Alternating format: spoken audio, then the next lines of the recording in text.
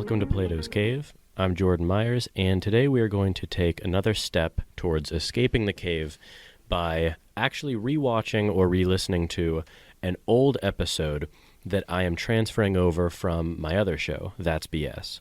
So, as I said before, this show is basically the new start to anything that I'm doing related to philosophy, and that show is continuing to be a political show, a show about society, culture, a more laid-back discussion show.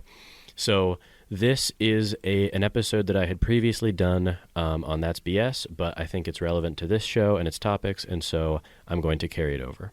So here it is, and I hope you enjoy this episode. Welcome to That's BS. I'm Jordan. I'm Adam. And today we have a pretty exciting episode. We've got Tom and Woodrow joining us from the Dirty History podcast. So, hey, guys. How's it going? How you doing? Good. How are you guys? Doing well. I'm actually really excited to do this. When you reached out, when listened to that analyzing historical figures in the dialectic rhetoric episodes, and I was like, oh, shit, this is going to be fun. Yeah. Those were two. Go ahead, Adam. No, I was saying we had fun with those. I mean, there was definitely a big difference in ideology, but I don't know. I think we kept it rooted in historicity. So yeah, for the most part, yeah. I don't know. So yeah, the way I found you was I saw one of your really cool looking flyers hanging in a local pub, and decided to reach out. But we were talking about that, and it's like the sort of Black Plague doctor, right? With the he has like the bird mask. Do you know why that they used those masks? Yeah, they used to take the in the nose part. They would stuff a bunch of perfume and whatnot, basically potpourri. So whenever they're going in, they wouldn't be smelling any of the death or the sickness or anything, because I believe back in that time they thought the disease was actually carried in the bad smells. Yeah, we thought disease was bad smell oriented up until really recently. Chicago in the early 1900s with the slaughterhouses and all that shit, they thought everyone was getting sick not because, well, they're pouring shit in the water, but because they're smelling the bad water. Why is everyone getting cholera? Well, it's because you're dumping rotten guts in the river. It's not because it smells bad. Yeah. Have you read that book, The Jungle by Upton Sinclair? Yeah, those were the first 3 episodes we did when we first started this thing way back when. Yeah, we were all about that shit. It was It's really crazy because they did this whole ordinance where they moved the city away. They moved the slaughterhouses away from the city because they said, "Oh, we got to get the smell away." But they moved them downwind, so that didn't help them at all because it kept blowing their way. So they never even got to the root of the problem until they reversed the flow of the river, because instead of making ordinances so you don't dump shit in the river, they decided to reverse the flow because civil engineering is so much easier than, getting rid of pollution. Oh, that's so interesting. I had no idea it was linked to scent for them. Yeah, was that Teddy Roosevelt who sort of after that book was released that he had that commission sort of put in place to sort of like investigate everything that was going on there? Was that Teddy Roosevelt? He read the Jungle, and then he went ahead and decided to create the FDA, the Food Drug Administration, because they had inspectors, but they were local inspectors. So the bad meat, they would just not ship it internationally and give it to the workers. That way, no one really, well, I meant nationally rather. No one was shipping international in 1900, but they kept it locally so it wouldn't go out to the general public. So the people were dying in Chicago. It's the bad air. And they were finding rat droppings in the food. Oh, it was foul. They were just sort of packaging. They would just sweep everything into the food, right? It was. Oh shit! It's a lot worse than rat droppings. People were losing limbs, fingers, toes. Oh, the pickling rooms. Shit, that's a whole other story. When you're brining it, their hands would get all red and crack, and then bleed all over the food, and they would end up not having no use of their hands whatsoever. That's disgusting, but fascinating though. Yeah. So we thought we would sort of kick things off with a discussion of sort of the methodology of history, how it's taught, why it's important, and I don't know. One question that I kind of had today. I'm actually in a history of World War II class. I know, Tom, we were talking about that. But one of the questions that kind of struck me today in class was I noticed that in sort of previous professionally taught history classes, different events in history are taught as sort of segmented pieces of time. And it wasn't until really this class, and I'm a huge fan, as I'm sure you are, of Dan Carlin's Hardcore History. Oh, for sure. Yeah. It wasn't until I started listening to that podcast and taking this class on World War II that I more of started to view history as it's like a narrative, and it's a spectrum more than individually isolated events. But I was curious because I like your format of the podcast a lot, which is kind of like a quick dive into a historical theme in a historical time. And it's really interesting, but I was curious if you had any thoughts on how history is taught. Oh, I have a lot of thoughts on historical thought. We're going to be here until about 6 a.m. now. Thanks for that question. Oh, yeah. All right, listeners, grab a beer. There's definite flaws in the way we teach history in colleges and high schools today, because the way we typically do it is I'll start in high school first. The textbook idea. The textbooks are very, very sanitized. They teach the really basic rudimentary form of an idea. When you get a page about slaughterhouses and that's that.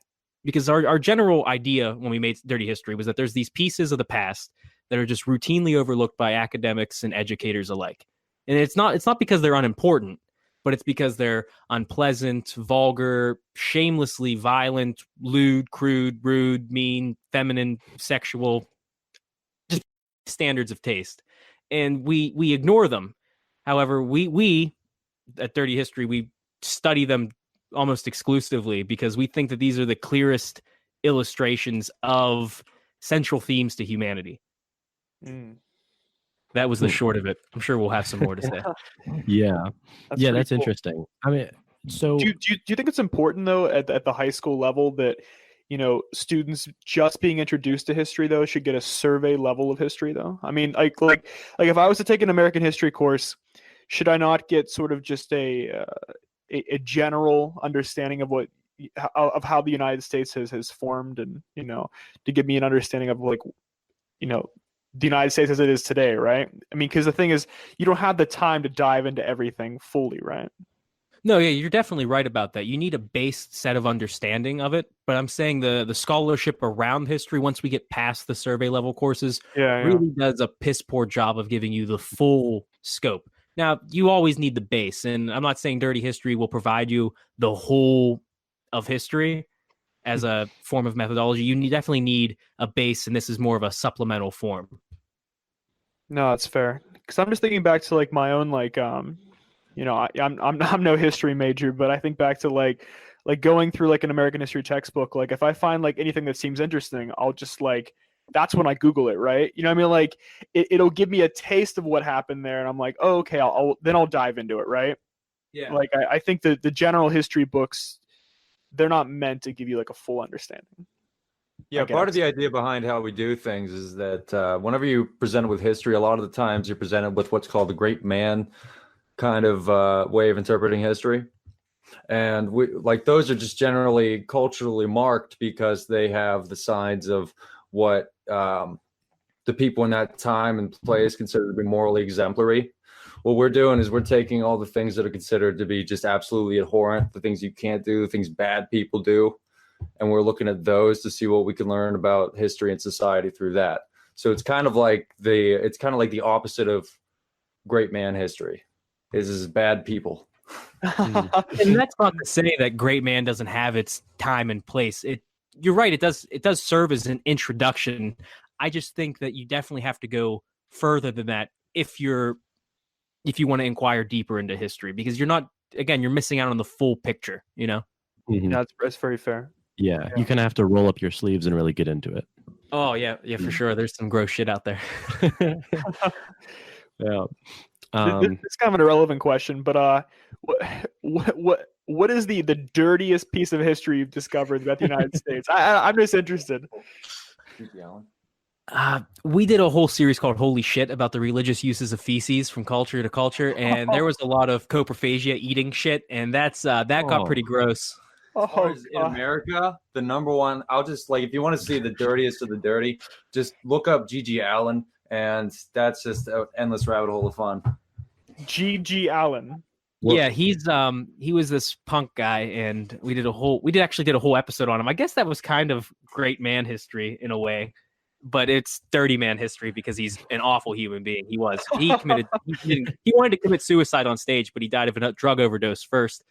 But he would often jerk off on stage, shit on stage, piss on stage, cut himself on stage. What was that? What was his profession that he was doing this for? He was a punk rock provocateur, but that's really romantic. He was just a punk rock shithead, really. Yeah. Oh God. Jeez. Wow. I don't know if you're in a position to like have a firm opinion on this, but what do you think is like or are, for multiple cases, the most kind of censored areas of history that we stay around? I mean, I'm sure it's local to local, like in the US, we shelter us from the worst things the US has done, right?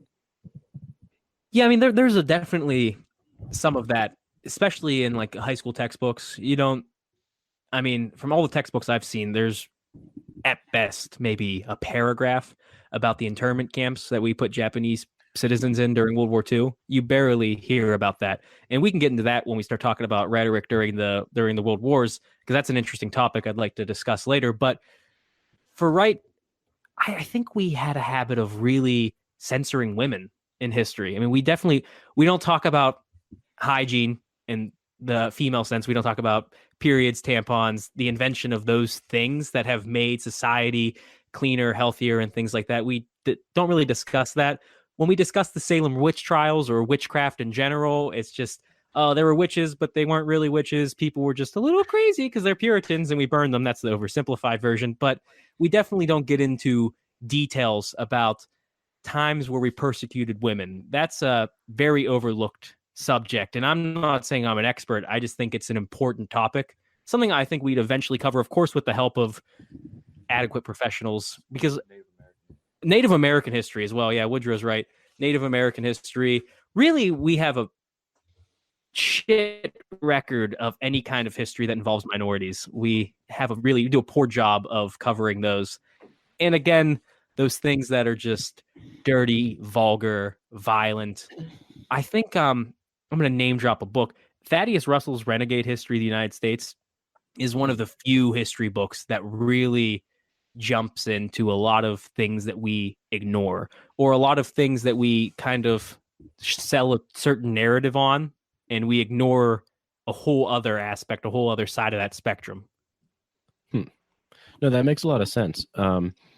Well, just that kind of leads me to ask, so what does sort of go into being a history major? Like, what are the kind of check marks you have to reach? Is it, do you have like a concentration? Do people have concentrations? I have no idea how that works. Well, I currently am an education major and a history major. It's all one major, but you're essentially a double major. You have all of your developmental psychology classes and your curriculum classes. That's the education side. And I have to take all the same courses history majors do. And when we do that, at least at Slippery Rock, I can't speak on other universities, but you have to kind of pick your concentration even as an undergrad, because there's certain pathways you could take, where you could take these many credits of Western history with these many credits of non-Western and these many credits of, what was the third one? There was a third one. It was some bullshit like military history or something. And you can mix and match how many credits you get in each area.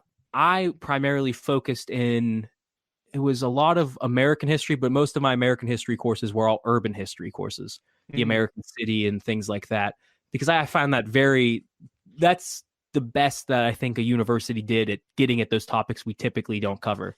New York in the 1970s, Chicago 1900, hell, Pittsburgh in the 20s and 30s. That place was disgusting. Yeah.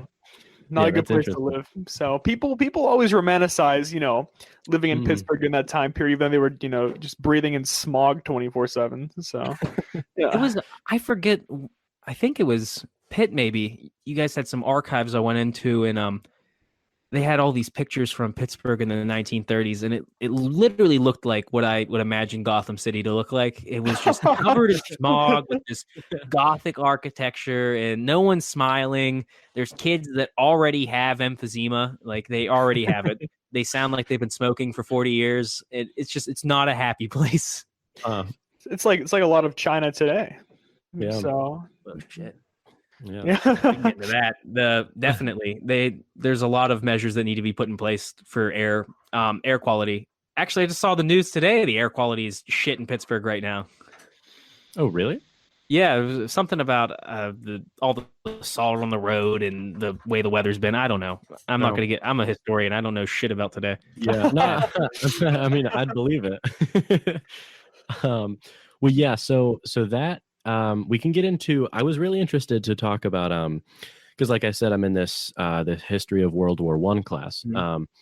But we actually started back in the 800s with Charlemagne and the First Reich. What Hitler considered to be the First Reich, the Second Reich, moving on through it, and we've been talking about this interesting topic that relates to the podcast we did. It's like episode 26 or 27 about rhetoric and the dialectic and stuff like that.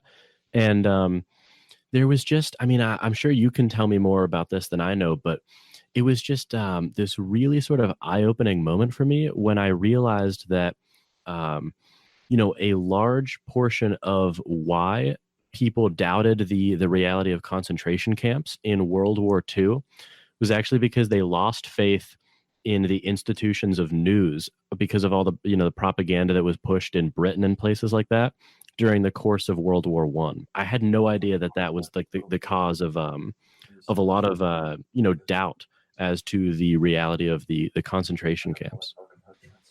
You want me to go first? All right. Oh wait, go ahead. I was just thinking about just I mean, did people lose the same amount of faith in the United States because of the same propaganda being pushed in during World War I in the United States? Because I mean, there was certainly a lot of propaganda in this country too during that period. I mean, I guess you had like who was that? Was it George Creel?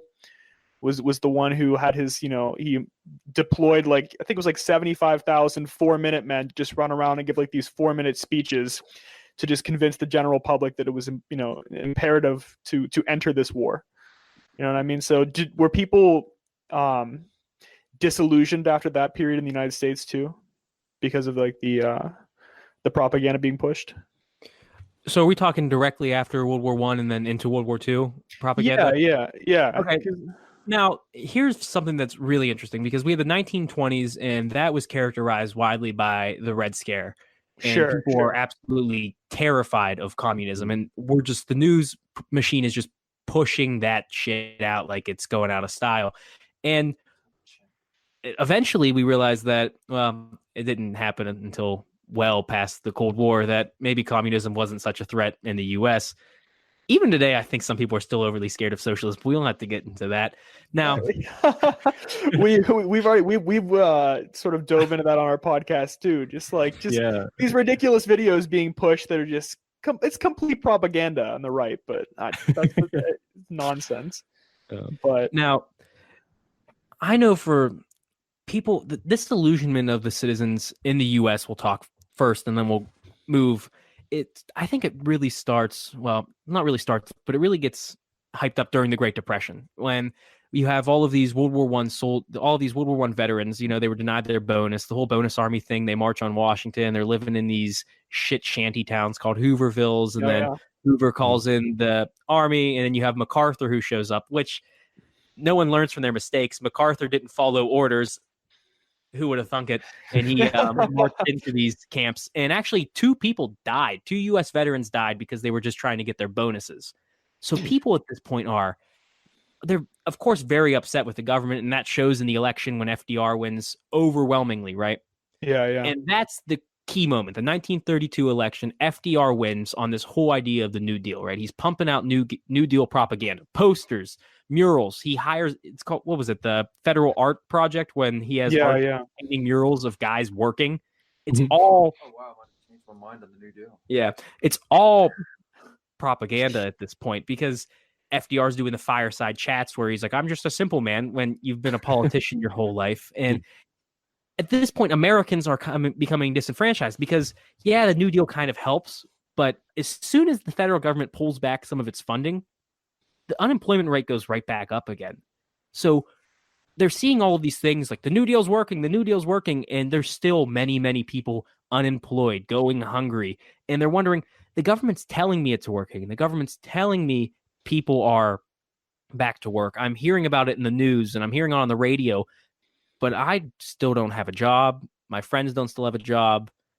What's going on here? Am I getting the full story? Am I not getting the full story? Then World War II breaks out rather, and everyone goes into work then, and that effectively ends the Great Depression. But at that point, people sort of forgot almost. They got preoccupied rather about all of this New Deal mumbo jumbo. We were told it was working, but it wasn't working. But we'll put that aside right now because we just got bombed, or we just got attacked rather, and that really pushes it aside. And then post World War II, I think you could definitely see some of this skepticism coming back out. And I definitely would say the American population, to some extent at least, was definitely disenfranchised with the news media, because all they were getting pumped with well into World War II was propaganda. It was a propaganda machine on all parts of the conflict.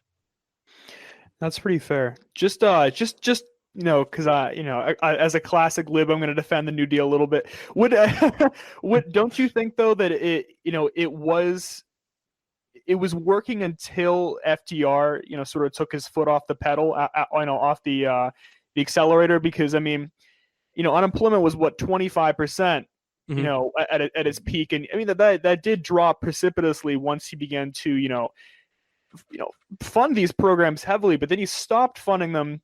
And he wasn't he sort of he got a lot of opposition in Congress because if I remember correctly, when he tried to pass through those midnight judges, into the Supreme Court, he got a lot of bad publicity because of that, and Congress was less willing to work with him. So wouldn't that be fair to say the New Deal was less effective after that point? Just because the New Congress Deal at the very beginning, the first 100 days he's in office, will take. Very effective. I mean, people are back to work where the unemployment rate drops. You're definitely right about that. And he gets opposition on all sides, the left and the right, because he has opposition on the left saying he's not going far enough, opposition on the right saying he's gone way too far. It's a lose-lose for him. And then he has the whole court packing fiasco, which doesn't help him at all. But before then, even when we see federal funding being taken away little by little, redirected at new places, the unemployment rate goes right back up. It was like, say you have brain cancer and you have a horrible headache and the doctor gives you Advil. Your headache will be relieved for a while, but you still have brain cancer, Yeah. He wanted the 3 R's: reform, recover, and relief, recover, and reform. Yeah. And I don't think he ever really checked that third box. He made some great attempts. We have the FDIC, the SEC, we have Social Security now. He passed through Glass-Steagall. Glass-Steagall was a monumental piece of legislation that curtailed the banks. I mean, and at least what was it? I think it protected people up to $5,000 in terms of investing in banks. Like the government. Yeah. So I feel like there were some good achievements of the New Deal. I don't know. Oh yeah, I agree with you there. There were definitely some great achievements. I just don't think it was completely effective in the way that it was marketed to the people. That's fair. It wasn't the end all be all. It wasn't going to solve the Great Depression. It wasn't going to put all of America back to work again, because the unemployment rate, again, it worked. And then we stopped giving so much federal funding, and it didn't work again. And you couldn't spend on a deficit for that long. There had to be some way to recoup your money. And of course, World War II ends up doing that to a degree, but it really, it was unsustainable. And that was the general problem with it. I want to throw you a counterfactual here, just for fun. I know we're a little off topic, but what do you think about, what if we would have spent so much more like the farther left of the Democratic Party was calling for? I mean, do you think that would have mimicked the spending in World War II, because I mean we spent so much in World War II that it really did revive the economy. I mean, do you think that if we would have spent that during the New Deal or an equivalent amount, that it would have had similar effects in the economy that World War II did? Shit, I really don't know. I really that's a good hypothetical. I mean, it's really good for an economist. I'm not an economist. I can't speculate about how much that would have helped or not helped the economy. I mean, if you get everyone back to work on the federal dime, everyone's working, but again, the government would probably they're not occurring any kind of debtors, That's fair. When we go into World War II, we have different countries in our debt because we're giving out arms and ammunition to various parties and whatnot. When you're just employing American workers on public works, you're not creating anyone in debt. You're just kind of handing out money for labor. Granted, your infrastructure is going to be fucking amazing, and you're going to have dams and murals everywhere, but you're not going to have money in the bank, so to speak. Plus, after World War II, because of all the devastation that happened mostly in Europe and elsewhere, not in the United States, the United States really benefited from being able to take more of a power position among the world's superpower governments. Definitely. So a lot of the economic prosperity after World War II is due to that. And also, you got to keep in mind how many weapons we were making for other people. No, that's fair. I was just astounded when I was looking at the numbers in terms of because you always hear about how much the New Deal costed, and then I looked at it and it was like, okay, well, before the New Deal we had a national debt of $20 billion. Then after the New Deal was $40 billion, but then after World War II it was $260 billion. That's how much we spent on World War II. Yeah, war isn't cheap. Yeah, so I'm just saying, it's just interesting. I'm interested to know, when the left was saying we didn't go far enough. I mean, is there some truth in that? Is that a question for an economist? I don't know. It's interesting. I don't know. I mean, Huey Long really wanted them to go even. He was really critiquing FDR, and I'm not sure what the country would look like if we went along with what he was suggesting. A kingfish. It's definitely. If we could get Dan Carlin on here, I'm sure he would start talking about it. Well, I was thinking this was happening. We're more of the blood and guts guys. Yeah. Fair enough. Yeah. Fair enough. Is it fairly uncontroversial that the economic upturn we experienced during World War II is what pulled us out? I don't think that's really controversial. It's generally agreed upon. I mean, that's how it's taught in high school. The New Deal didn't work. This did, because the New Deal was nearly socialist. So war is the true American way of fixing the economy. Yeah. As always. Yeah. This is just like another little tangent, but I was researching the Tennessee Valley Authority, which it came under fire so much in the ensuing decades, and I was looking into it, and it was amazing how successful the Tennessee Valley Authority was. It was people were like, oh, it's socialism, it's horrible. Then I looked into it, and it was like, it eliminated unemployment, it subsidized housing, and it was one of the most prosperous areas in the country for decades afterwards. And I was like, well, it was a highly successful program. So I don't know. It's like, I don't want to speak too generally, but oftentimes when we see great advances in an area or in technology, it typically comes from government funding first. When we say we privatize space travel, that's great, but who did it first? A singular business cannot possibly put in enough money and time for the research necessary or the infrastructure building necessary to do great things like building how many hundreds of dams were built in Tennessee to create enough hydropower to power how many houses was it? It was insane numbers. It's amazing. So that the private sector really couldn't match. No. Yeah, a lot of that is just because there's not always necessarily like a direct, obvious economic benefit to doing something that's in the field of basic science, like science just for the sake of science. Mm-hmm. So a lot of the time that has to come from government funding because, institutions are set up to do that. Some of it can come from R&D and individuals, universities, etc. But the government has been a big source of that. But on your note about the socialist societies and such working out, one thing that one of Zizek's big things about China and Russia and their communist states is that none of them really followed the formula that Marx set out, which involves it being like an industrialized nation before it switches over. So, yeah. according to Zizek's critique, you really can't judge the concept of it by all of the real world cases that have existed. Like Russia and China aren't necessarily the perfect example, just as the United States isn't the perfect example of capitalism in theory. You know what I mean? Sure.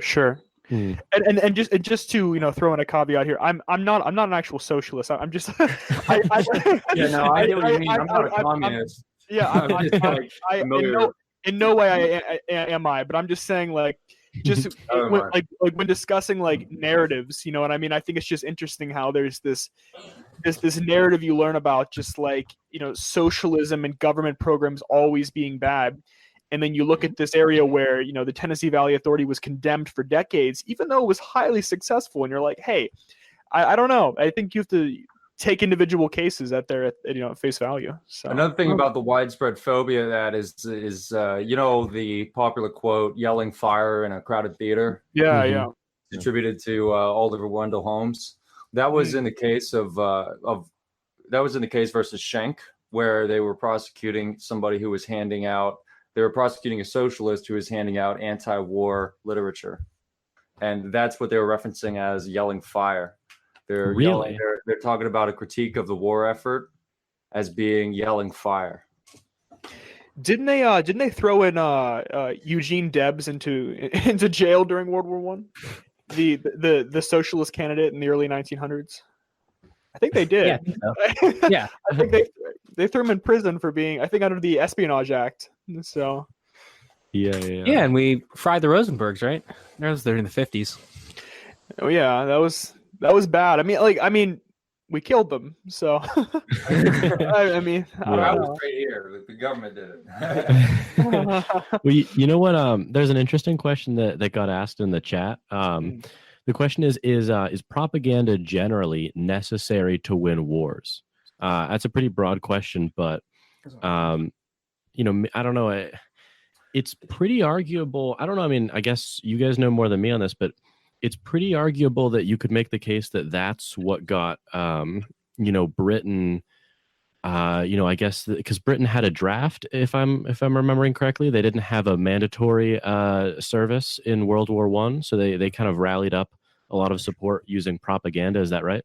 I think it's maybe not necessarily like, if you're going to make more of a general statement about propaganda starting wars, I think maybe it's more so ideology that starts wars, and propaganda is sometimes used to spin things that way. Sometimes people just react wanting war.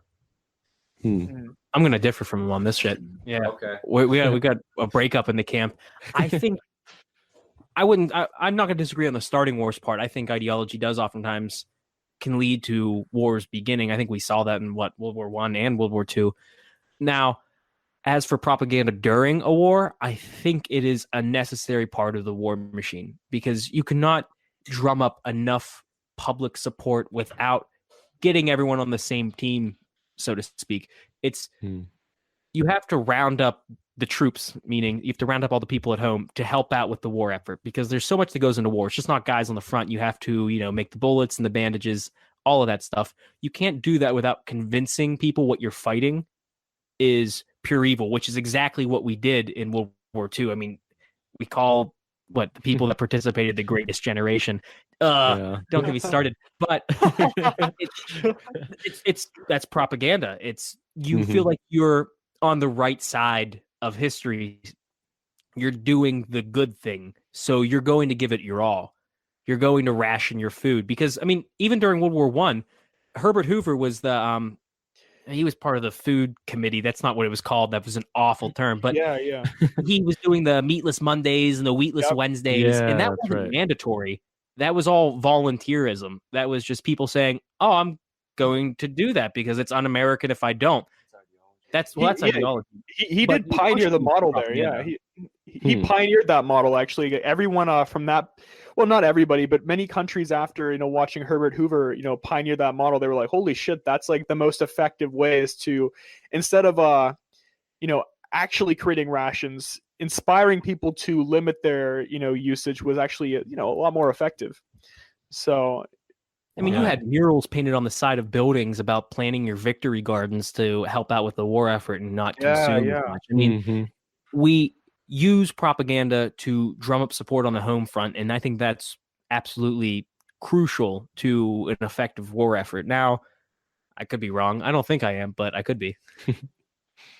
And the thing is, I was also I was thinking, like, what also, like, falls in the purview of propaganda, because I was thinking about it, and propaganda is also what you don't say, right? Because, like, for like in the case of World War II, I know that we never showed, like, the bodies of American soldiers. You know what I mean? While, like, in Vietnam, like, you had journalists who were constantly, sending back bloody photos of, dead Americans and, ravaged Vietnamese, families. While in World War II, you never saw that. You never saw, like, a dead Americans in the press. You also haven't seen that since the War on Terror, because around that time they stopped showing the coffins on TV. Oh, yeah. Interesting. Very interesting. Now, there's a topic that I've been really thinking about, and I think this is a good place to discuss it. If you look at the U.S. and Japan during World War II, I cannot find any good examples of them using propaganda in these two specific fields that I'm about to mention, when I think they would be perfect minds. In 1944, I might have the date wrong, don't quote me on it, the U.S. had these prisoners of war from Japan, and they were interviewing them in what is called the War Guilt Information Program. And what it essentially found was that the Japanese military apparatus was recruiting or kidnapping women to work in these quote-unquote comfort stations. And what they were we did an episode on this, and it's been perplexing me ever since. And essentially they were serving in military brothels, and it was seemingly state-sponsored sex slavery. No one ran with that. It was not... If you're making a propaganda machine to show that your other side is the wrong side, I think there's not a better case than sex slavery. But for some reason, we didn't use it. It was deemed classified. It was shut off from the public, and we didn't declassify it until well after the war. And then on the Japanese side, there might be some examples, but I haven't seen any widespread examples that are really talked about in mainstream history of the Japanese government using how America is putting Japanese citizens in internment camps. On both sides, you don't see their gold standards of demonizing the other side used. I mean, they have the smoking gun, so to speak, for the propaganda machine, but for some reason, I can't understand why they held back. And I don't know. I just don't get it at all.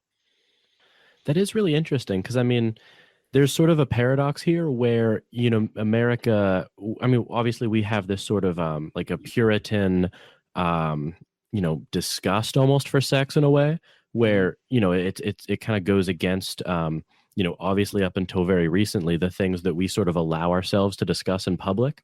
So there's sort of, I don't know, maybe like a paradox where you would think that would be, like, just like you said, the best thing possible to levy against them. But at the same time, maybe it was our sort of allergy to the topic in public that didn't allow us to put it forth. I don't know. It's just a theory. I have no basis for it.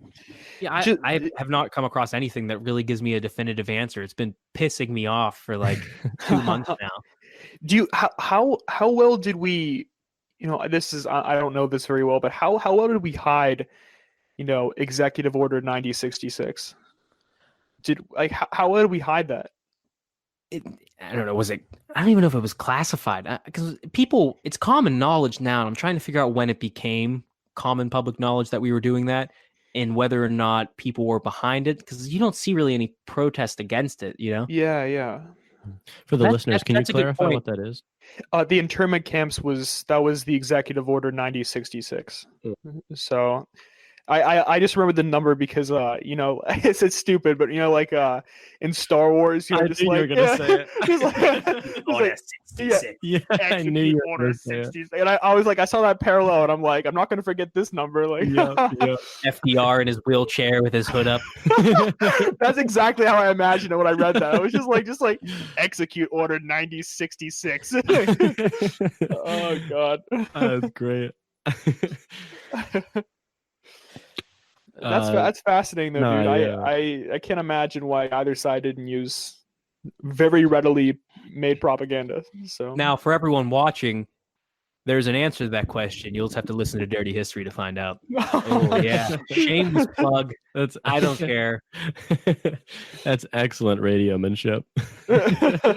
So wait, I'm unfamiliar with doing these live stream things. People are posing questions as we're going. Yeah. Yeah, there's a live chat. Actually, I don't know if something looks a tiny bit different about this episode. We just started streaming them live last week with our last episode, so I'm still kind of working out the bugs and everything. But in underneath the YouTube page and the YouTube video, there's like a live chat that's going on.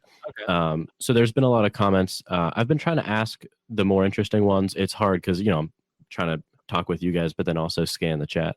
But yeah, I don't know if I'm doing something a tiny bit differently or not. How can I see the chat? Where is that? Well, you're not going to see it in this, like our little window. Okay. But if you were to pull it up on your phone, there should be a live chat like underneath the video. Cool. Yeah, you can't see it in the window. That was basically stuff. Fuck you to us, right? yeah. Yeah, I don't know if there is a way for me to enable that or not. I'm still kind of toying with the YouTube live and stuff. But it makes it more enjoyable, I think, because the audience can kind of chime in, and it's also easier on my end with editing. I'll be honest. That's a big reason why we did it. This is strange. I just pulled it up on. Oh, what? I'm listening. Oh yeah, we can see it on YouTube. I'm looking at it on YouTube right now as we're doing it to look at these questions, and it's. So, should we answer one of these questions? Yeah. What about Well, so I had a question before we get to that. Actually, okay. It seemed like when we were talking about propaganda, it seems like the sort of quintessential idea that comes to mind is propaganda that's false, right? It's kind of sort of a connotation of the word itself. But I was curious. Do you have any idea what? And of course, I mean, in World War I, especially, I know in Britain, there was a ton of propaganda that was spread that was like just totally fabricated. They were saying that Germans were eating babies and shipping men back to be processed in the homeland and things like that. Which was totally fake, but it was being done with horses, which is interesting. But do you have any ideas as to what proportion of propaganda, maybe like in a specific time or in general, is fake? Because the other one that came to mind is that that really iconic "Loose Lips Sink Ships" poster that was published in U.S. bars a lot, and there's nothing untruthful about that in any sort of way. So it seems to run the full gamut there. You want to lead on this one, man? Or do you want us to go? No. If you have any thoughts, yeah. I don't think propaganda necessarily has to be dishonest. I mean, we definitely see examples of that because one of the main purposes of propaganda is to kind of demonize the opponent or the other or whatever it may be. But you're also trying to build this national myth. So there's a degree of, patriotism and these things that bolster your moral high ground. So they're not necessarily true, but you're creating myths. It's myth making. You have your Uncle Sam, I want you. That's propaganda, but there's nothing inherently dishonest about it. It's just kind of establishing a myth and a national identity or character through these cartoons. No, that's a good point. Yeah, I don't see anything wrong with the the Loose Lips Sink Ships one, but there were, like, during World War I think of that iconic poster of it shows like the Kaiser pulling that it shows like a shadow of the Kaiser pulling a woman, almost like implicating that. I'm sure if you Google it, you could find it, but it's a pretty famous poster. But like he's like it's kind of implying that like mass rape is occurring in Germany too. Like they're gonna get our women. Like let me see if I can find it here. There's one that's sort of associated with that. This was in the really early 1920s when Germany was starting to link socialism with the Jewish race. And there's a picture of like a very well drawn, strong chinned German soldier with his rifle pointing out of the trench. And then there's a sort of like very cartoonishly drawn socialist Jew with a knife, and he has breasts, sort of like associating him with I guess femininity in some way, and he's stabbing the German soldier in the back.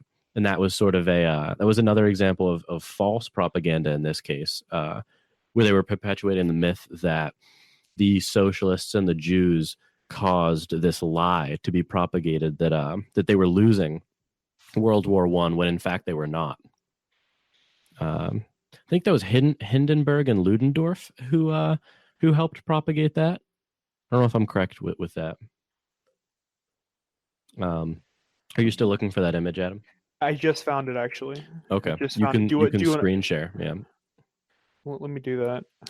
So, all right, let me let's see if I can actually do it. Okay. About just like the imagery of like a big scary guy taking an innocent woman away is that it's pretty much used in.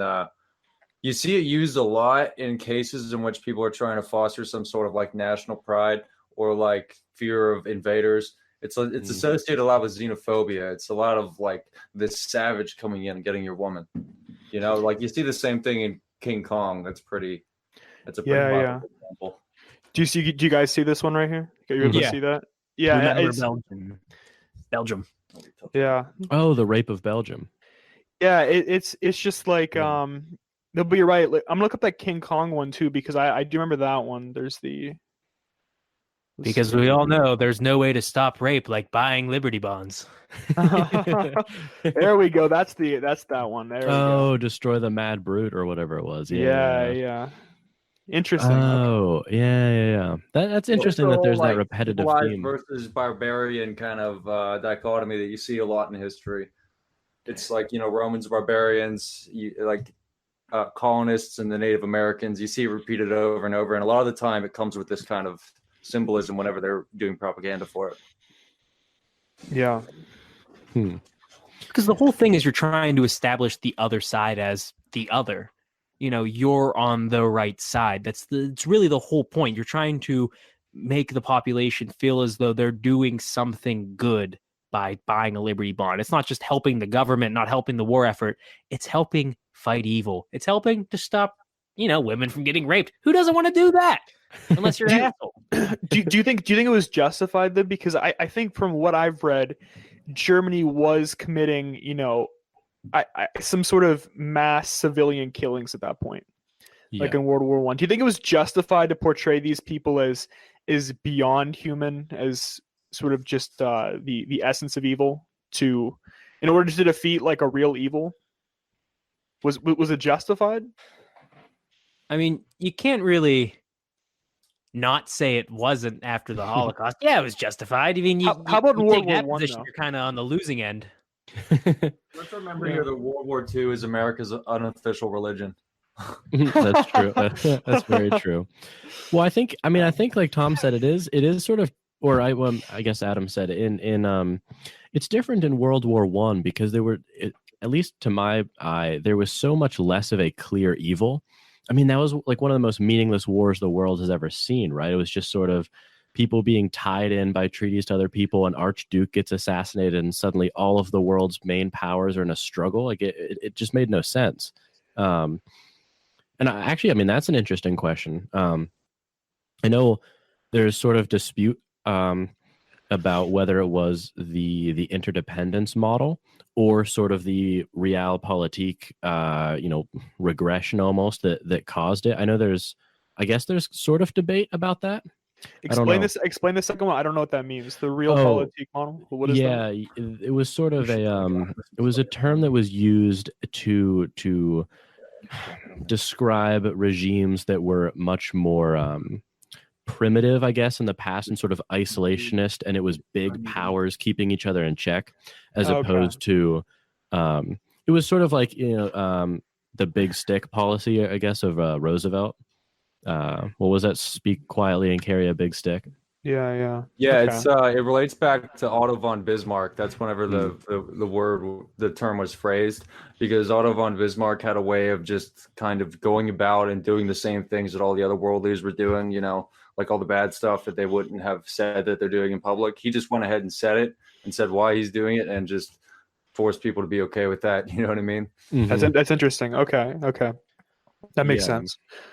So are you saying it's more of like strongman politics, just sort of like the isolationist strongman politics, keeping each other in check? Is that simple? Yeah. Okay. It's that, and it's also I know an aspect of the interdisciplinary or the interconnected model is an assurance that you need other countries just as much as they need you. Okay, so that's always the model I've heard. In terms of like what started, but I've never heard the other one. That's interesting. Well, I guess the question is if they had a more realpolitik, non-linked setup in Europe, would World War I have happened, or would it have happened to the magnitude that it did?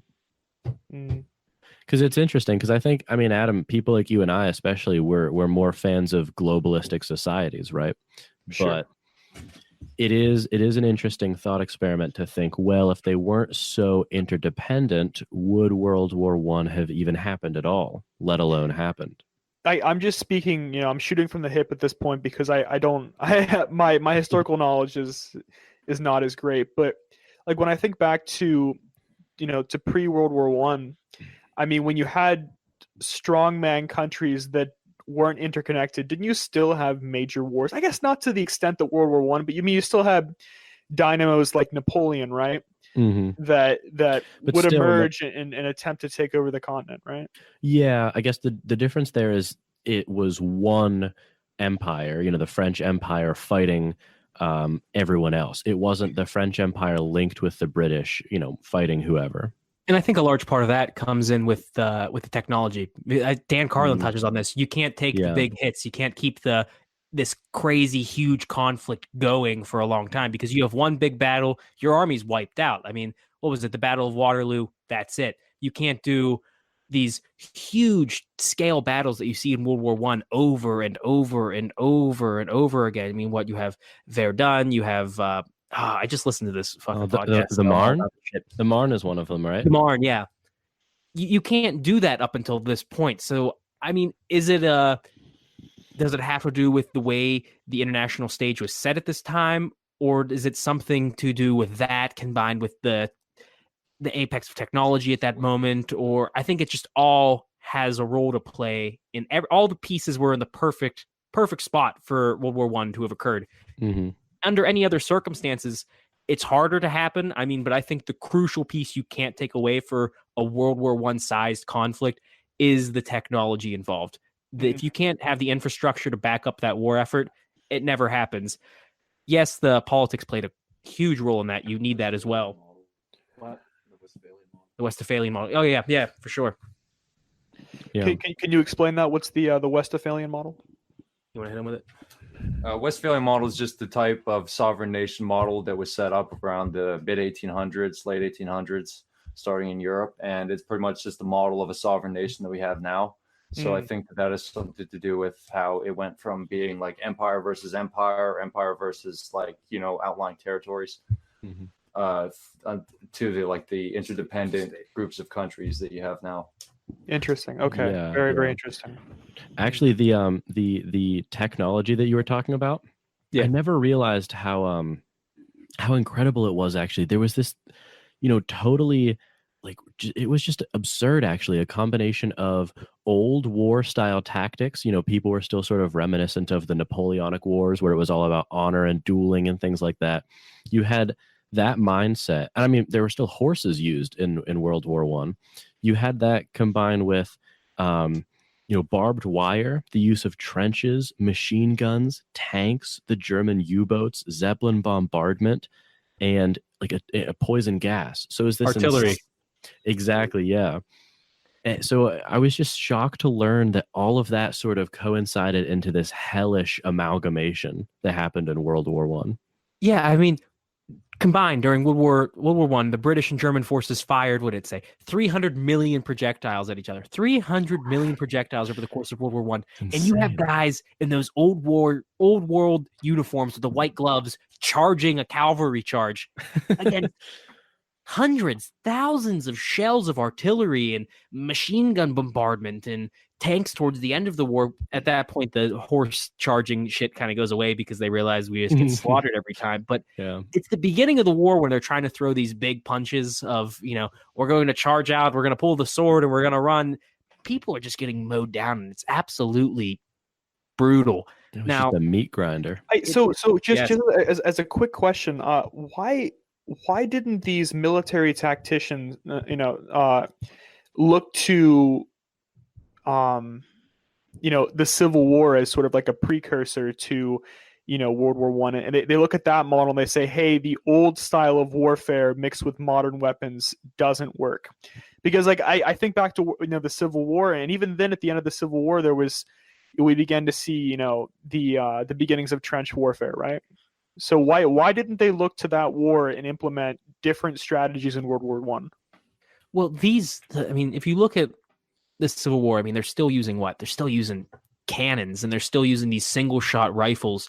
It's the speed of technology outpaced what they even evolved to after the Civil War. Because if you had Civil War tactics and technology at the beginning of World War One, you're absolutely decimated. Now, if you have beginning of World War One tactics at the end of World War One, you're decimated. That's how quickly it evolves. No one really had a chance to catch up because it was happening quicker than they could plan for it.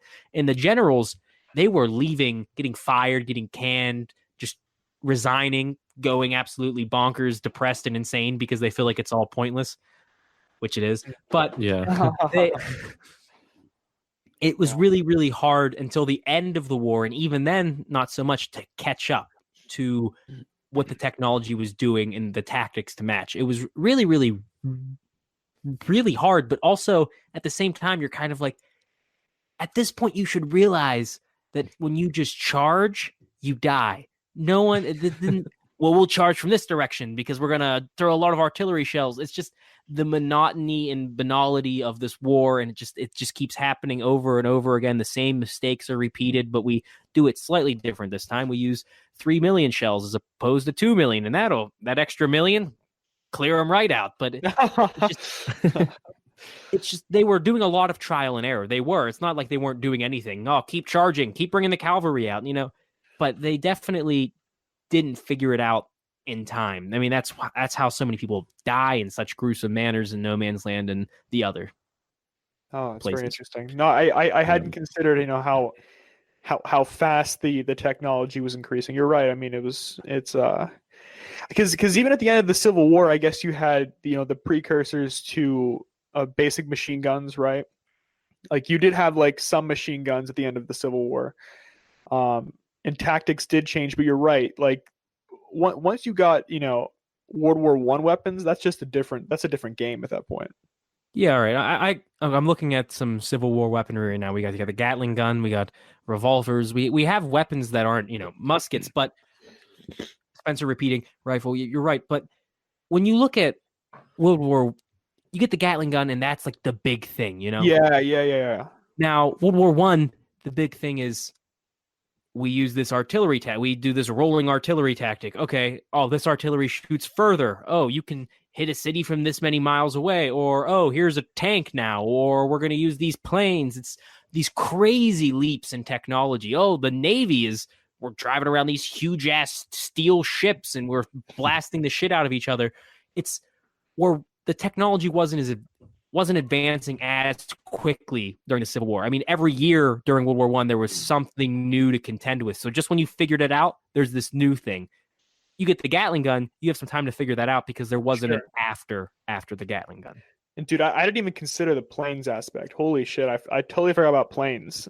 Planes are a totally different game. If you can't defend against bombings from the air, you are fucked. So yeah. And I mean, I think dogfight. Yeah. Oh yeah, like the Red Baron. Mm-hmm. A legend. Yeah. And I mean, wasn't this sort of unequivocally the first war of the time that directly affected the citizenry in a way that had never been done in a war before?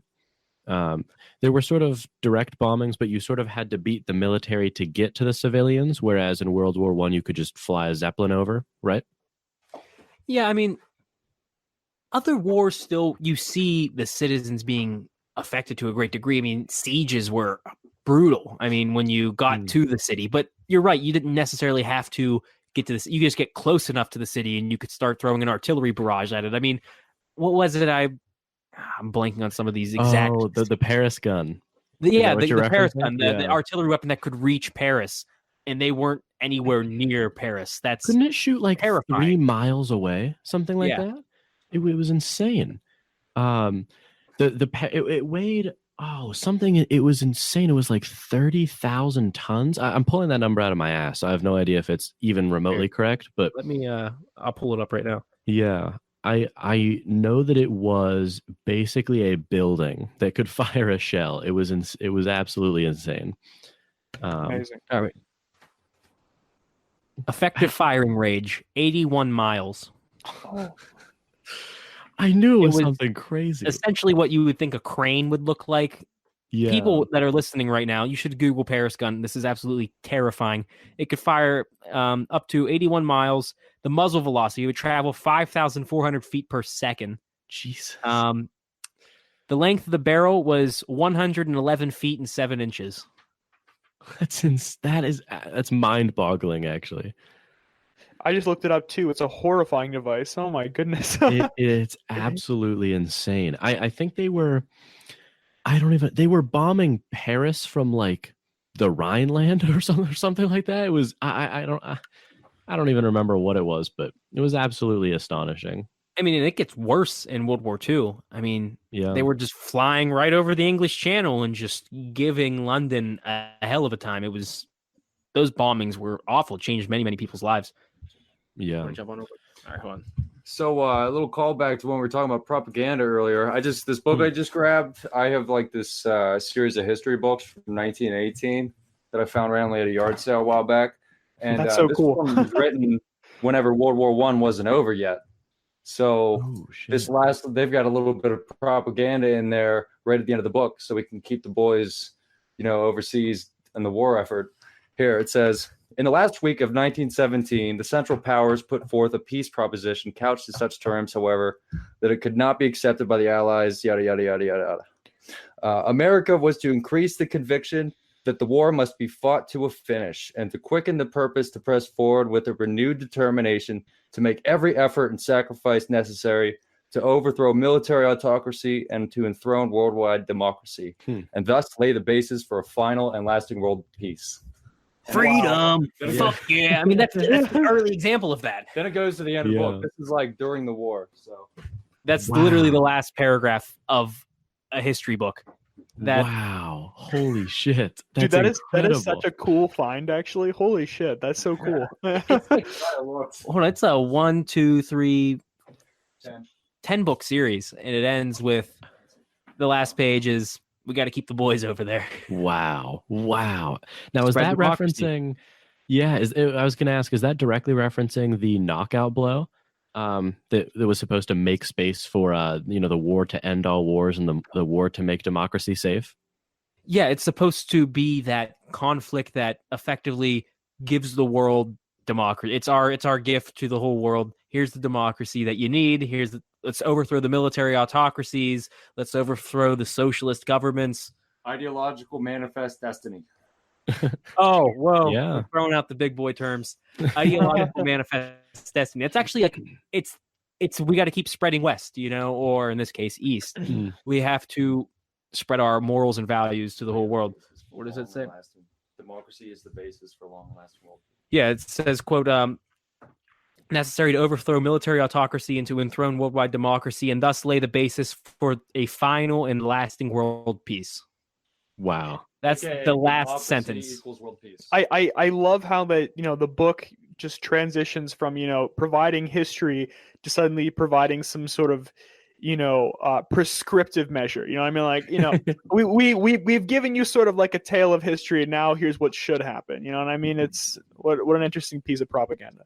Yeah, because you read that history book and you're like, these are the facts, right? And you're looking at these dates and these times and how they used to write it back in the day. And at the very end of the book, you get the notion that what Woodrow just said, democracy equals peace. That's the only way to have peace in the world, is to have democracy. It absolutely ignores other kinds of political movements, i.e. socialism, communism, fascism. There's a lot of isms. Yeah. That being said, I'm not totally certain that it's not the best way. Like, it might be like the best way. I don't know, but it's still propaganda for it to be in a history book as such. Sure. Yeah. Now, who wrote that book? It's Redpath. It's Hold on, we're pulling it up. I'm assuming it was an American publisher. Yeah, John Clark Redpath. It's the new and complete history of the United States of America from. Well, this one came out in 1920. The series is from 1918. Okay. That's fascinating. Sorry, Adam, you were going to ask a question. Yeah, I was just gonna, just make a lateral move here, but I was just interested, based on that term "manifest destiny." I'm kind of echoing right now in the. Yeah. Did you are your headphones plugging in or something? Oh, Adam? No, you're echoing too now at this point. Do you have our stream live or something and it's picking up that? No, it only just started. I didn't do anything. Oh, that's weird. I don't think I did anything. Is it on our end? Well, it's gone now. Oh, yeah. So, Okay. but I was just going to kind of jump onto the whole, manifest destiny idea. I just think, what do you guys think about the idea that has been pushed of manifest destiny in the United States in general, right? Like, because the thing is, that echoing's bothering me. It's back. Yeah, I don't know why that's happening. I don't know. Tom, did you guys open any new windows on your end or anything? No, we've had the same windows open the whole time. Weird. Me too. That's weird. Sorry to the listeners. Well, I'll try to finish the statement, okay. But I don't hear it too much anymore. Yeah, but with the whole manifest destiny idea, I was just thinking that's been a theme throughout United States history in general, and it's been almost romanticized, right? Like what we've done in terms of in the name of manifest destiny. Do you think that students are being taught a very distorted representation of what manifest destiny has meant to this country? Oh, to be sure, yeah, that's really what is happening now. I think there's strides now to tell some of these stories that kind of undermine that ideology, but I don't think it's enough.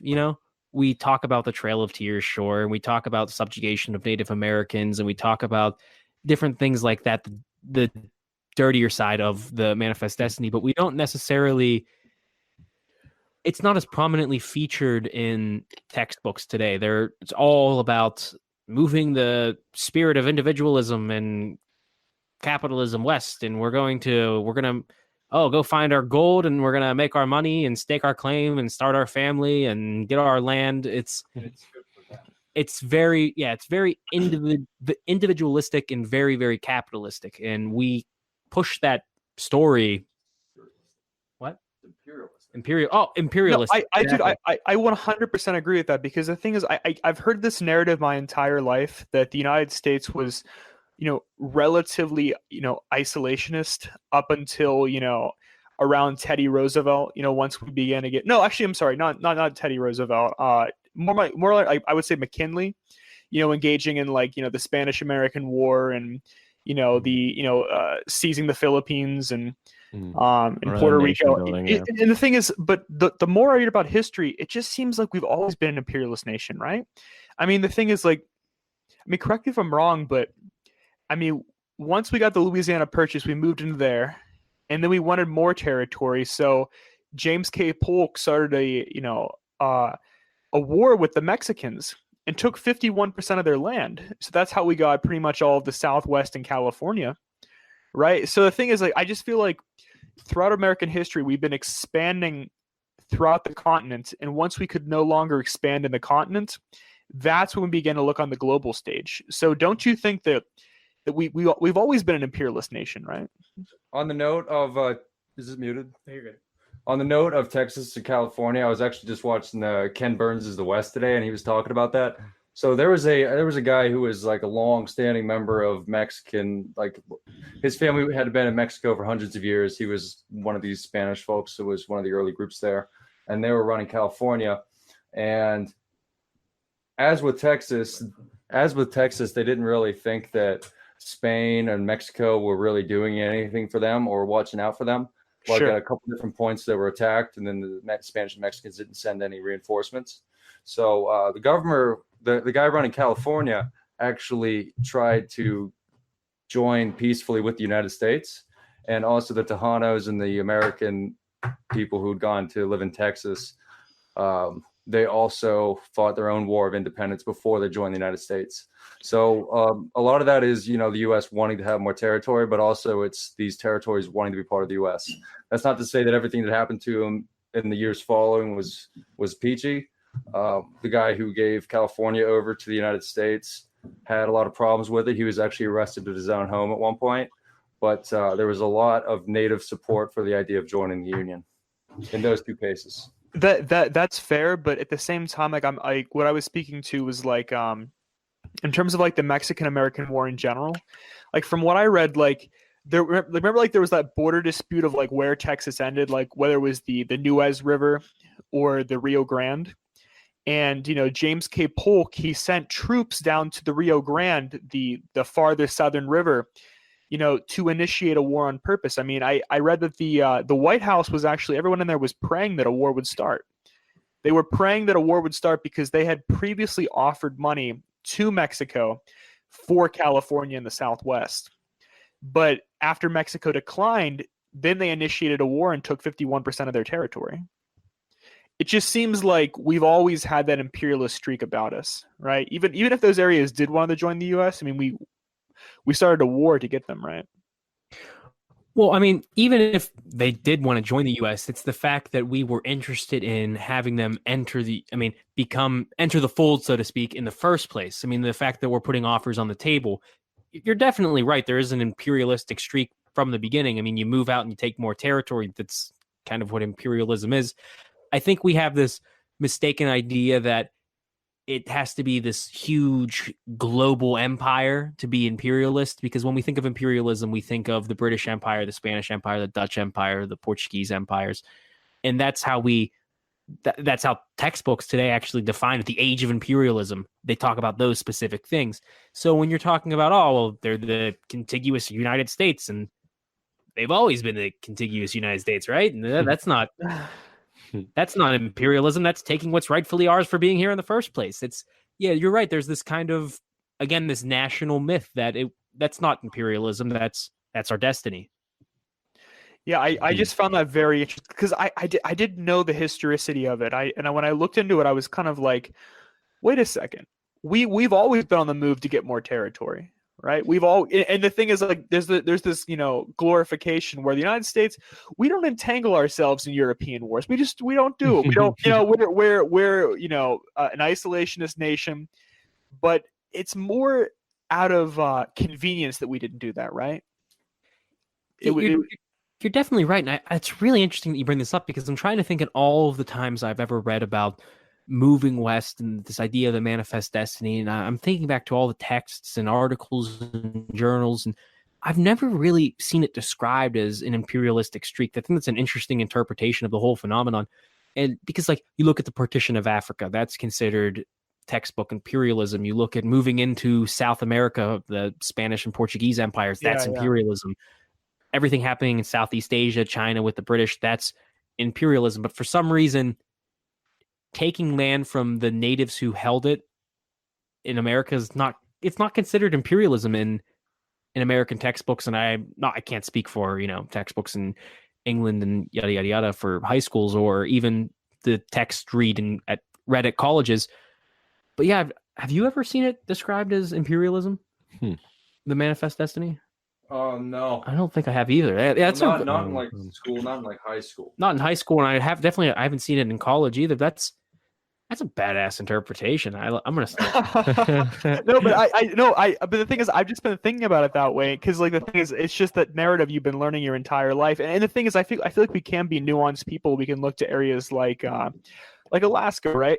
I mean, I think we took that territory in 1867 when I think it was Secretary of State Seward purchased it from Russia, right? The classic Seward's Folly. I wouldn't call that imperialism. I would say, hey, we were offered we just bought land, right? But in terms of starting a war to get land from Mexico and then taking the majority of their land, I don't know. It's hard to call that manifest destiny. I feel like that's more of a euphemism in my eyes at that point. What necessitates imperialism? Does it have to? I don't think it inherently has to be violent or anything like that. I mean, I think land purchases could be imperialistic. I mean, how do you weigh on this, Woodrow? What do you think? I mean, in that regard, do you have to assume that all aspects of it are bad? Yeah, I mean, you know what I mean? It's imperialism to do the Louisiana Purchase in a way because you're just wanting to spread the purview of your country.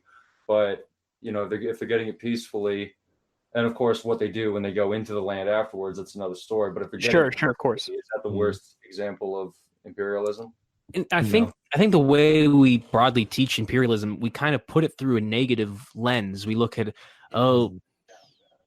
is generally bad. I mean, they subjugate people. It's awful, but it's not always awful because, as Woodrow was just saying, the Louisiana Purchase could be an example of imperialism. And in fact, the whole idea that the French are selling the United States land that neither one of them technically even have a claim to at that point. I mean, they got there, but there were already people there. So the whole idea is already over this imperialism by proxy. It's this imperialistic overlay of the whole deal. So that's like imperialistic inception. There's imperialism on top of imperialism. You guys do make fantastic points there, actually. Because you're right though. Because the French, they only had simple forts throughout the Louisiana Purchase. They didn't have a stake in the same way that the United Kingdom had a stake in Eastern United States, right? Like the French, it was sparsely populated. But you're right; they were pretty much selling land that was primarily occupied by the Native Americans, right? Yeah. So it's interesting to me, dude. I don't know. There's a certain narrative in this country about how we've expanded. I can test that a little bit. Well, because if you want to take it to its logical extreme, the only people who were not imperialists were the first people to move out of Africa in some sense.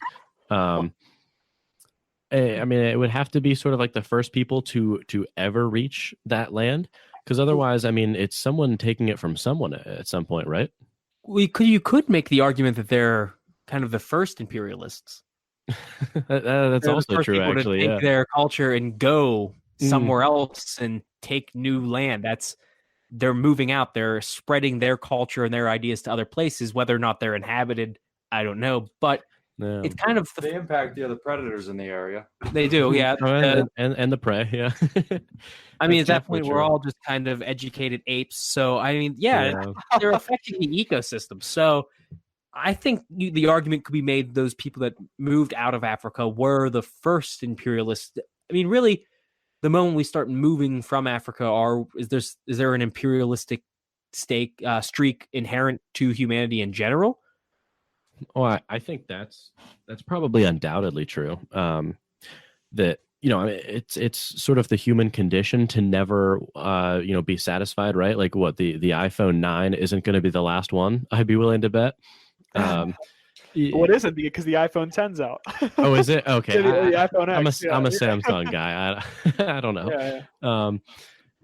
But you know what I mean? It's our thirst is never quenched. So look at the case with the space race. When we colonized all of the inhabitable parts of Earth, we kind of moved to the moon. Now Elon Musk is looking to terrascape, I think that's the right term, Mars. So I think it's intrinsic to human nature to expand, but I don't know. Whether or not, but then that opens the question: are we are we moving into space in the same way that we moved into the Louisiana Purchase? I don't know. Oh, yeah, that's just interstellar imperialism. We have big egos. Yeah. Well, because I don't know. I mean, do we want to define imperialism as is it a necessary part of imperialism taking the land from someone, or is it just moving to land that has never been settled? Is morality limited to interaction with humans or not? I would say yes. I don't think you can have. I mean, this moves into moral meta ethics in some sense, but it's our podcast. We can do it. I mean, I would contest the claim that morality exists outside of consciousness, right? If you have a universe of just rocks, inanimate objects, I don't think it means anything to say that there is morality in that universe. That's fair. Right? I pretty much agree with that. Yeah, I mean that came out of nowhere, like but other agents, Yeah, I mean, for me, I guess it would become it is intrinsically a moral question because we are the ones moving to other parts of the universe, but I think it would become ethically a bit more entangled if there were other life forms that we were moving into, something like that. There's almost some sort of like gradation to it in a way, because like if you move into like a completely uninhabited place, there's no animals, no trees, it's probably morally just sort of neutral, like, you know what I mean? But like once you move into like you take the land of animals and creatures that have existed there for thousands and thousands of years, possibly millions, well then it's maybe not.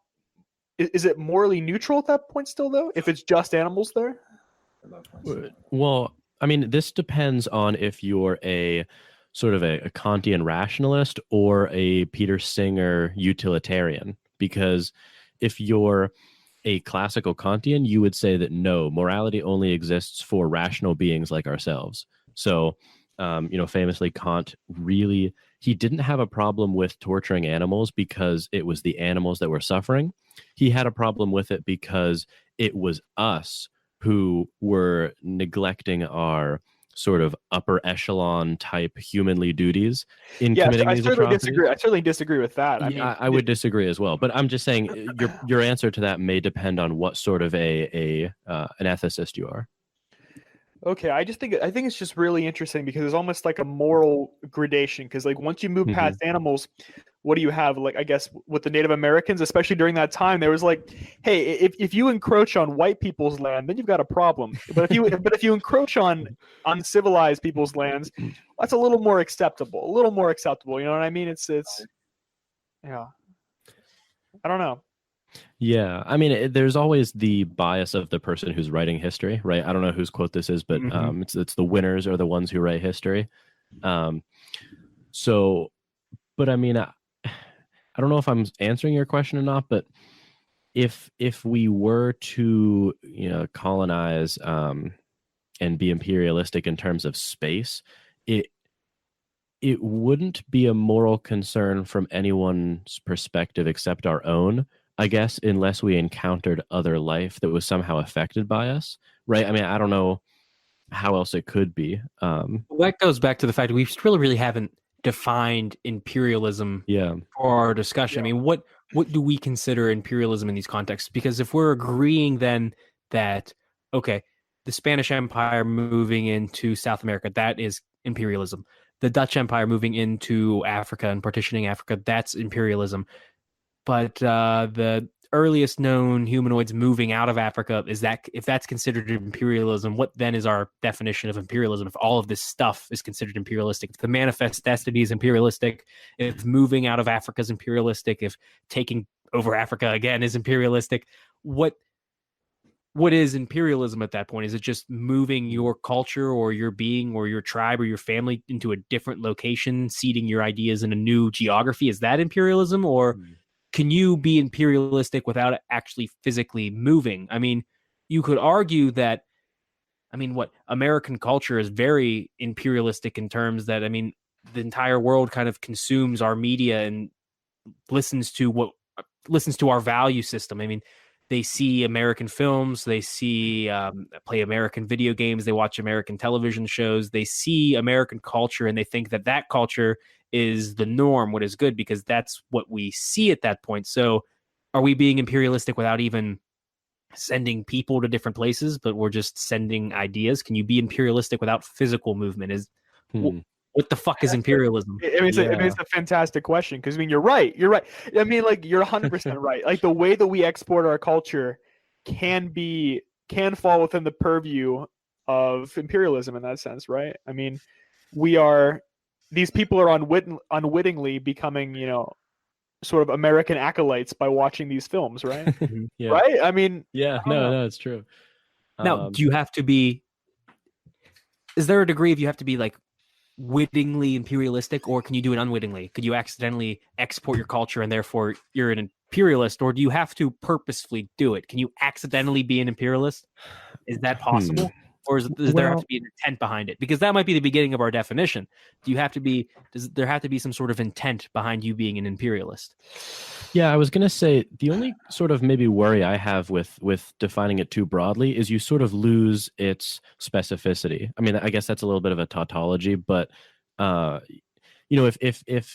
I guess my gut reaction was going to be imperialism would have to be at least physical imperialism. Maybe we could sort of have a two term for it. There's ideological imperialism versus physical, but maybe in the case for physical, my intuition was to say that it would have to be constituted by one homogenous or semi-homogenous group of people occupying the land of another homogenous or semi-homogenous. And I guess you could make an analogy to that with ideas. It's one set of ideas occupying the space where another had previously been.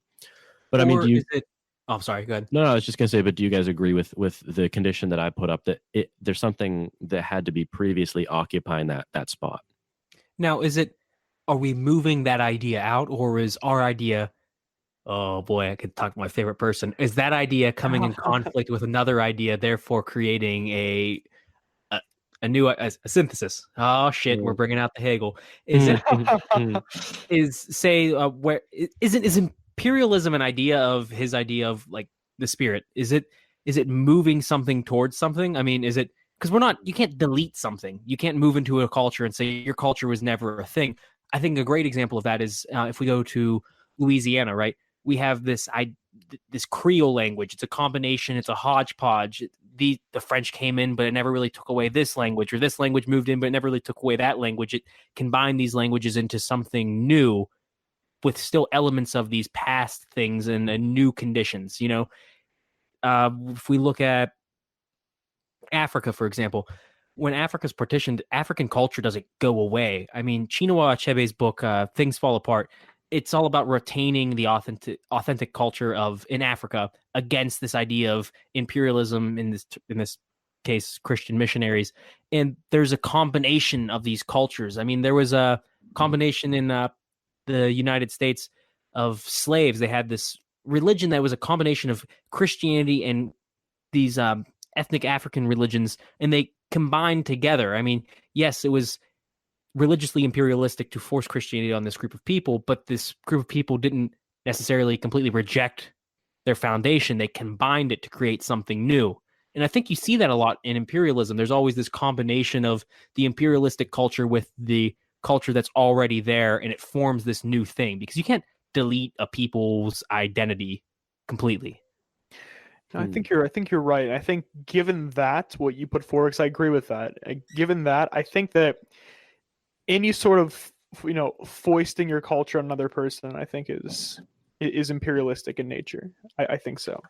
And so the thing is, like, I mean, even if people retain much of their identity, like let's say Nepal, okay, but they're still watching Friends, like the TV show. I really do think that they are becoming American in many ways, right? Mm-hmm. So, but I guess do you want to call that imperialism though, as opposed to I don't have a good term for it, but I wonder if we want to differentiate between, like you said yourself, foisting an ideology or in physical terms, a population onto someone else, or is it more of an absorbing of another person's culture. Because I mean, I don't think we would say that we've forced, Netflix onto Nepal, right? No. But do you get what I mean? No, I get what you mean. It's a really hard distinction. I agree that with goes you. back to, does it have to be willful? Is there intent behind imperialism? I would say there probably is. What do you think, Adam? I agree with you. I do agree with you. I've come to that conclusion too. Yeah. No, I agree. Now, when you say willful, sorry, what was that? So I think imperialist, I think conquistador. So anything that basically fits that model. That's a very narrow definition. That's what we're sticking to. Basically a conquistador. You got to wear the armor, the whole bit. So let it be done. Spanish.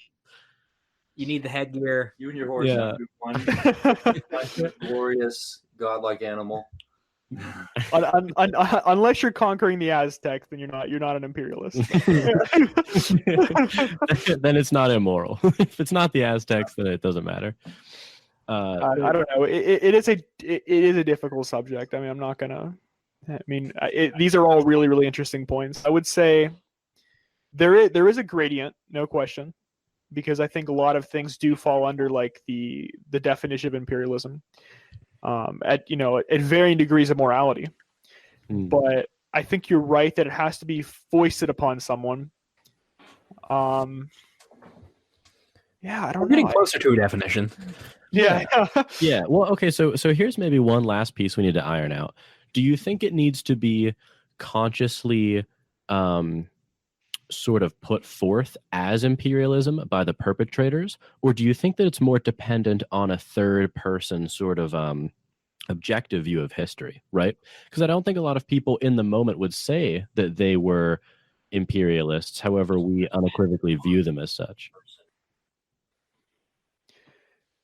Yeah, I think you're kind of right in that, because is it imperialism until it's defined as imperialism in the history books? Because we were just talking about how you didn't really think about the Manifest Destiny as imperialism, but now I think we all in this podcast right now agree that it is.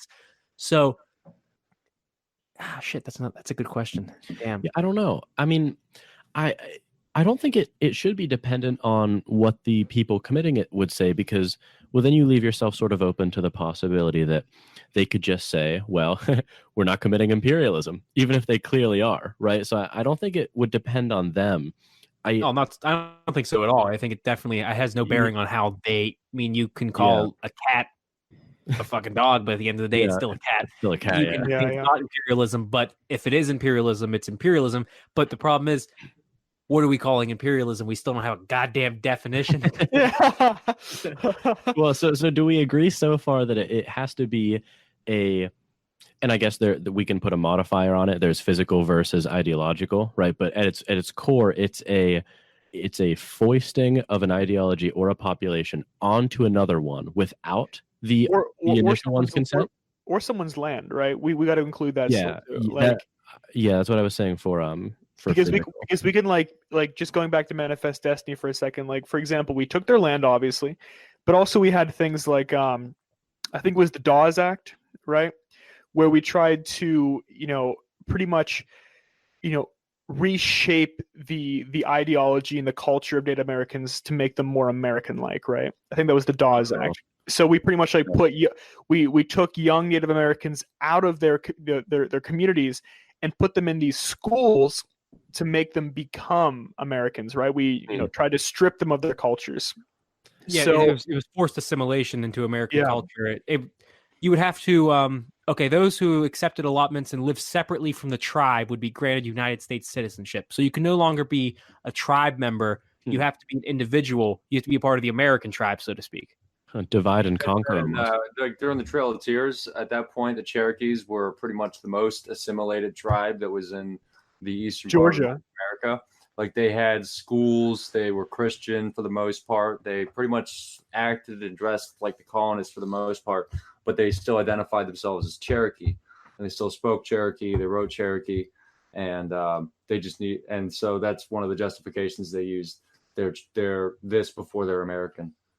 No, you're 100% right. I was reading about that. It was in Georgia, and they were they had pretty much aligned themselves in every single way with the American government. I mean, they, were trying. I think they established local governments in alignment with the American government, but they didn't go far enough. To Andrew Jackson and the Congress, they were like, I think that was the Indian Removal Act of 1832. They couldn't handle it anymore. They're like, these people aren't white. they're not white European. They got to go.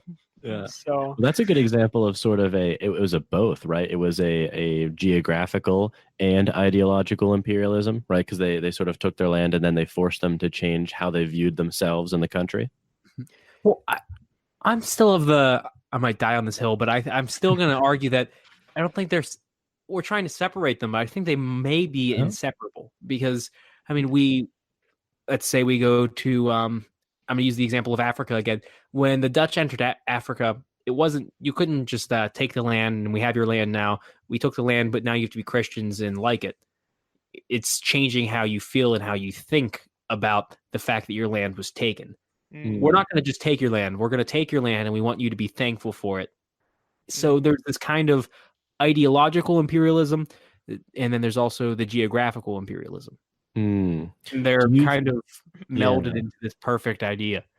Imperialism, according to the Google dictionary, is a policy of extending a country's power and influence through diplomacy or military force. But I think that's lacking.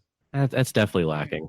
It's a shit definition. Yeah, it's terrible. I think fire that guy. Yeah, if someone were to watch this podcast, they wouldn't get a textbook definition, but we've talked about it so much that we all kind of know what we're talking about at this point. You know what I mean? Yeah, we all know what we're talking about, like in terms of what imperialism looks like. Yeah. Well, Tom, I was gonna say maybe it might be the case that physical or geographical imperialism necessitates ideological, but I wonder if it works the reverse way as well. I think you might be able to make the case that ideological imperialism need not contain geographical. I don't know. I think I would buy that, but I don't have strong reasons supporting it. Well, now I'm kind of backing up on my original assertion there because I don't think you need to have them both. Say we land on the moon and plant our flag. Is there ideological imperialism behind that? We're not convincing a culture that this is the new culture. We're just taking over land at that point. There's no kind of cultural manipulation behind that, aside from the propaganda we're selling on our own side. But is flying to Mars and establishing a colony there, do you need any kind of ideological imperialism? Is that inherent to that, or can you just do it are you just taking land at that point? So now I might be more likely to agree with the idea that we have two forms of imperialism that you can employ. Well, it's weird because I think clearly you're not imposing an ideology on anyone, right? Because no one exists there. So, but wait a minute, is that imperialism though? Because you're not like occupying a land or a space of ideas that belong to anyone. So do we want to differentiate that from imperialism? Do we want to call that just expansion if we are going to call that expansion, I feel like we have to call the out of Africa stuff. That's also just expansion because was that an ideological space that you're taking over or are you just expanding? But then again, you're affecting the environment. I mean, or if we move animals away from their natural ecosystem, if we cut down trees, yada, yada, yada, is that considered imperialism? I think the key distinction there might be the fact that we are affecting other life, whereas on the moon, I mean, presumably there's no life. Presumably. Just to all we know. Off all of the conspiracy theory people. We don't want that to happen. There are grays and aliens and all kinds of shit that we're messing with. Yeah, I don't know if our podcast really attracts that crowd, but the thing with like the moon or Mars is that at first it doesn't strike me as imperialism, right? But let's take it to the logical extreme, okay? Imagine if the United States was powerful enough that we could set up, certain colonies on all the planets. Well, not the gaseous planets, but if we were just to expand throughout the solar system. Imagine the rest of the world just looks at the United States expanding throughout the solar system. even though no one's there. Is that imperialistic to take that land across the solar system? Well, what's the point of imperialism? That's the first question. Why are we expanding? I mean, are we expanding because we need to expand? Are we expanding to as like a show of force against the other powers? Like, what's the purpose for imperialism? That question asked, I think if we agree that there is a real purpose behind imperialism, I think you could argue that the moon landing and planting the flag is definite imperialism. We were trying to beat another nation there. We were expanding our empire. We were asserting our power and dominance over the Soviet Union, or the Soviet Union to us if they got there first. It was all about who could do it. And I think that would be an example of imperialism, because you're expanding your empire before another empire could get there. So obviously there must be some intrinsic value to where you're going, symbolic or otherwise. And you're asserting cultural dominance too. Yeah. So that, I mean, I think that's a key aspect as well. No, but I agree with you. So, It's a slippery pig to nail down, I guess. We came into this thing. What's the methodology of history and rhetoric during World War II? Dude, if we land on the moon, what does that mean? That's the course that all of our podcasts take. If I go outside, is that imperialism? If I was inside before? Oh, fuck you, Woodrow. Yeah. If you're asserting your cultural dominance once you exit your house, then stop to get your neighbors. So. Yeah. Well, I mean, I mean, I know it was a joke, but it's not an illegitimate point to consider that we don't want to define things so loosely that they could be stretched to map onto anything we do, right? Like, is my hand here versus here some sort of imperialism on the air? Like. And also, just like, does the word imperialism, even if it fits the definition of something, mean that the thing is bad, or maybe do we need like a new thing entirely to talk about? Yeah, I mean, because I guess we do attach some sort of morality or immorality to imperialism. I mean, the way we teach it is it could be inherently wrong, but not always, or how does that work? It's a discussion about whether or not something fits the definition of a word can turn into discussion of whether or not it fits the definition of evil. You know? Yeah, and I mean your question, people can interpret it. Yeah. No, and your question has a lot to do with cultural relativism as well. Like, is it ever correct to say that a practice is wrong because it exists in a different country? Like, would we want to define imperialism as, I don't want to use the United States because it's too easy to malign. Maybe, what if Canada goes into, because Canada's great. What if Canada goes into Saudi Arabia and occupies them and liberates the women there from female genital mutilation, but doesn't. Too hot. What's that? It's too hot. Oh yeah, they wouldn't survive. Right, but like, would we want to call that imperialism? And I mean, I guess if yes, do we think it's good? Is it justified? I don't know. I mean, it's just sort of big questions. Well, because if they're assuming they're on the winning side, they're not going to call it imperialism. They're going to call it liberation. They'll market it as something else. So you'll have to take it from an objective standpoint, looking back. Say it already did happen. It depends on whether or not they if they go there, do they leave? Is U.S. intervention in Iraq considered imperialism? We set up a democracy there. Is the democracy, since it's based on an American model of democracy, is that considered a form of imperialism because we installed our cultural ideas of, our cultural ideas from this goddamn textbook? I would say yes, that is definitely a form of imperialism, but I guess then at that point, not all imperialism is bad imperialism then, right? You could have sort of a spectrum where you could have, downright horrible imperialism. You could have innocuous imperialism, and you can have possibly positive imperialism, right? I mean, I'm not going to say Iraq was a success. I mean, it was a disaster. Oh yeah. But it was, yeah. I mean, I'm not going to get on that route. But what about, what about the rebuilding of Japan after World War II? I mean, we rebuilt Japan with an American, style of government, or we rebuilt them in our image, right? And look at their constitution. Yeah, and just look at how Japan's doing today. They're doing fantastic, right? So what does that mean? Does that mean that it's necessarily bad? I wouldn't say that's bad. I would say that was a success, right? I mean, it could be considered a success, but we also did hamper the nation. They're actually going through troubles right now regarding the Constitution that we put in place in 1945. There's a clause in there. I forget the exact article or whatnot. They're not allowed to have a standing military. It's a security force, so they're not allowed to spend as much on a stated military force. And what was that? Germany too. But yeah, Japan is currently going through all kinds of legislative problems trying to repeal that. So it's not necessarily a complete success. I mean, it's still a concern, a discussion that's happening up until this day. So it wasn't perfect. So then was it all good, you know? No, you're right. You're just adding nuance to my broad statement. Like, yeah, you're right.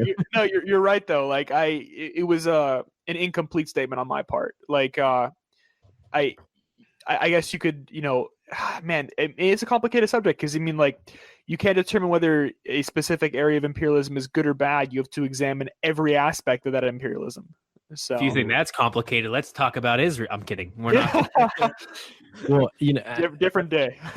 there's sort of a term in philosophy called the 3 Mile Island problem, I think it's called, where you can never determine how good or bad an event was until you know the full ramifications of it. So, the question is was the 3 Mile Island meltdown a good thing or a bad thing? And the first reaction that a lot of people have is, well, it's a stupid question. It was a bad thing. But then, can you give me like a little, was that the nuclear sort of? Yeah. Sort of. Words aren't coming. Meltdown. Meltdown. Yeah, where they had the nuclear reactor sort of just like blew up essentially, right? I think it was the 3 Mile Island. It's either the 3, 5, or 7 Mile Island. but that's what you're referring to, right? I am. Yeah. Okay. And so there's this question that can be asked. Was that good or bad? And like I said, a lot of people's intuition is that's a stupid question. It was bad because a nuclear meltdown is bad. I think people died in that. There's an area of Japan that's rendered unlivable, things like that. Yeah. But then the question arises, well, what if that happening created the circumstances in which we institute safer programs that would deter, say we can be certain about this, that deter a way more catastrophic, maybe even population canceling nuclear meltdown, 50 years from now? Would it still be a bad thing at that point? And so it's sort of it's a question, or actually a counterpoint raised against consequentialism a lot. So okay, I think go ahead. No, go ahead. Go. I was going to say. So you're saying that like it's hard to really look at individual aspects of imperialism because we don't know the, what the counterfactual would be. That's what you're saying, right? Like we don't know, what events would have arisen had the imperialism not occurred, but we can only judge the events that have occurred as a result of the imperialism. Well, I don't think if we look at it in these terms, I don't think we could ever really make a solid decision. This was good or this was bad, because I mean, if we really think about it, humans are inherently historical creatures. We inherit everything from our past. All right. And we work with it. We create something new from it, or we regress from it, yada, yada, yada. I think you can never know the full ramification of something. Okay, 3 Mile Island, right? That nuclear meltdown's horrible, but now we learn better safeguards to guard against it. But the environment's damaged, but maybe something else happens to counteract that. And it's just this constant moving force of this things coming into contact with other things and new things coming from it. Jesus Christ, that's some more Hegel for you.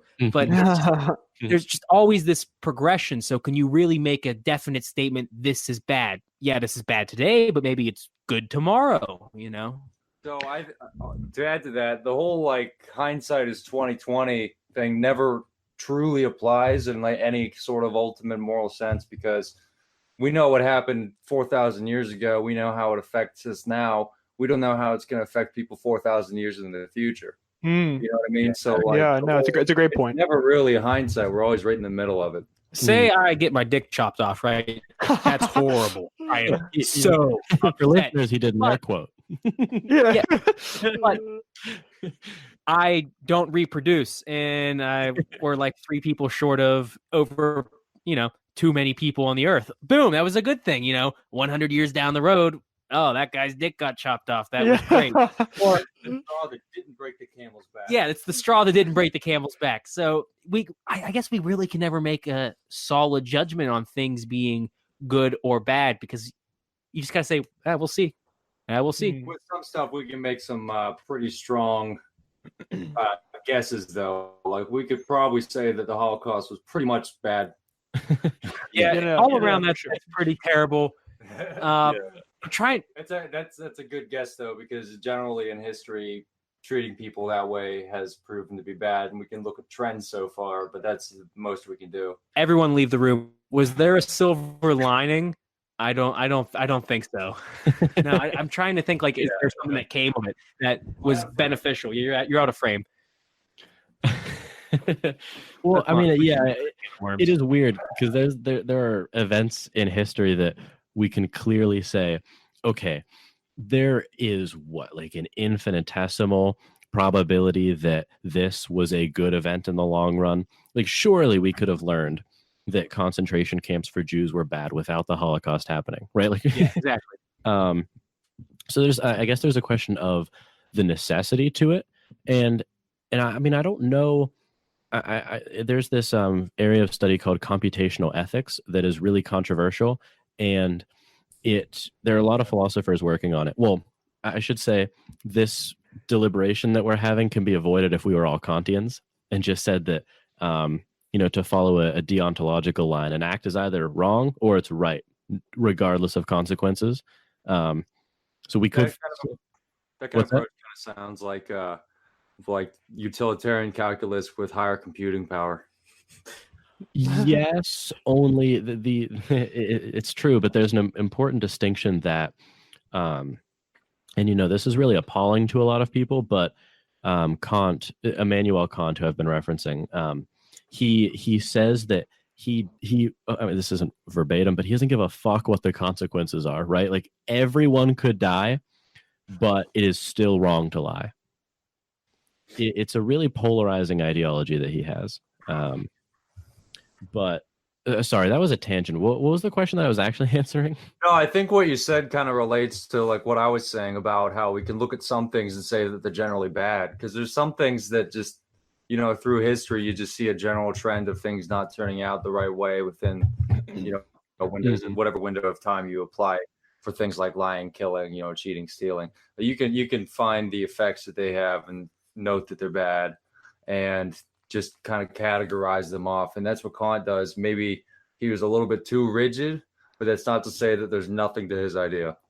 Yeah. It really is a blend of both ideologies, right? Because even something like, just kind of go full circle here, like with World War I and World War II, I mean, even though those wars were, resulted in the deaths of millions of people, the technology that we were able to, come up with as a result of those wars has greatly improved the lives of people today.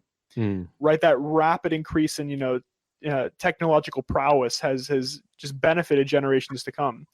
So from a consequentialist look at that, you could say, well, maybe the wars weren't so bad, right? Because people live, have higher qualities of life now. People who didn't have, readily accessible, food and water, maybe do to a greater extent now because of the technology that was a direct result. So I don't know. I mean, as a utilitarian or consequentialist, you'd also have to absorb all of the pain and suffering that was caused. So it's not a clean bill of health either way. Yeah, I mean, you're familiar with Hedy Lamarr and the what's that? Tracking system? Can you repeat that? Sorry. Are you guys familiar with Hedy Lamarr and her missile tracking system? No. So Hedy Lamarr was an actress in back in the day, and she developed in her spare time. She was an engineer, and she developed a system for guided missiles, which basically it tracked a sequence of different radio signals, and the type of the base model of the technology that she developed back then to make guided missiles is used in Wi-Fi and GPS now. Wow. Really? Oh, you know what? That, comes from that and has a totally different application in the real world. Yeah, I had heard of that, but I never knew it was attributed to her. Yeah, Bombshell, great documentary. That's fascinating, actually. Yeah. No, it is. I mean, there are these weird questions of, can we really be sure about causality, and how do we weigh this consequence versus that one? And I think, history is really, kind of pregnant with all of these considerations of, how does this event shape this one? And I mean, that's one way of saying history's fucked up. Yeah. And the thing is, going back to the Holocaust example, I mean, what if, the Holocaust did result in something that, has benefited generations to come? I mean, one couldn't rule out that possibility, but you'd have to make a damn good case to make that, to say that, right? I mean, all of us would be very much unconvinced that was an overall positive event, right? We would say, no, that was a negative event in the course of human history. But the Allies win the war. Yeah, of course. Yeah. And it's just that that's as certain as we can be in history, right? I guess that, or at least a historical perspective is to say, although we can't be certain these events didn't result in a net positive, gain for the human well-being, we could be pretty damn sure they didn't, right? Like in some cases. Yeah. And there's someone always on the losing side of this, Is it who's talking about what was positive and what was negative? I mean, yes, the Holocaust was awful, but let's say for a second, little science fiction here, we lose the war, right?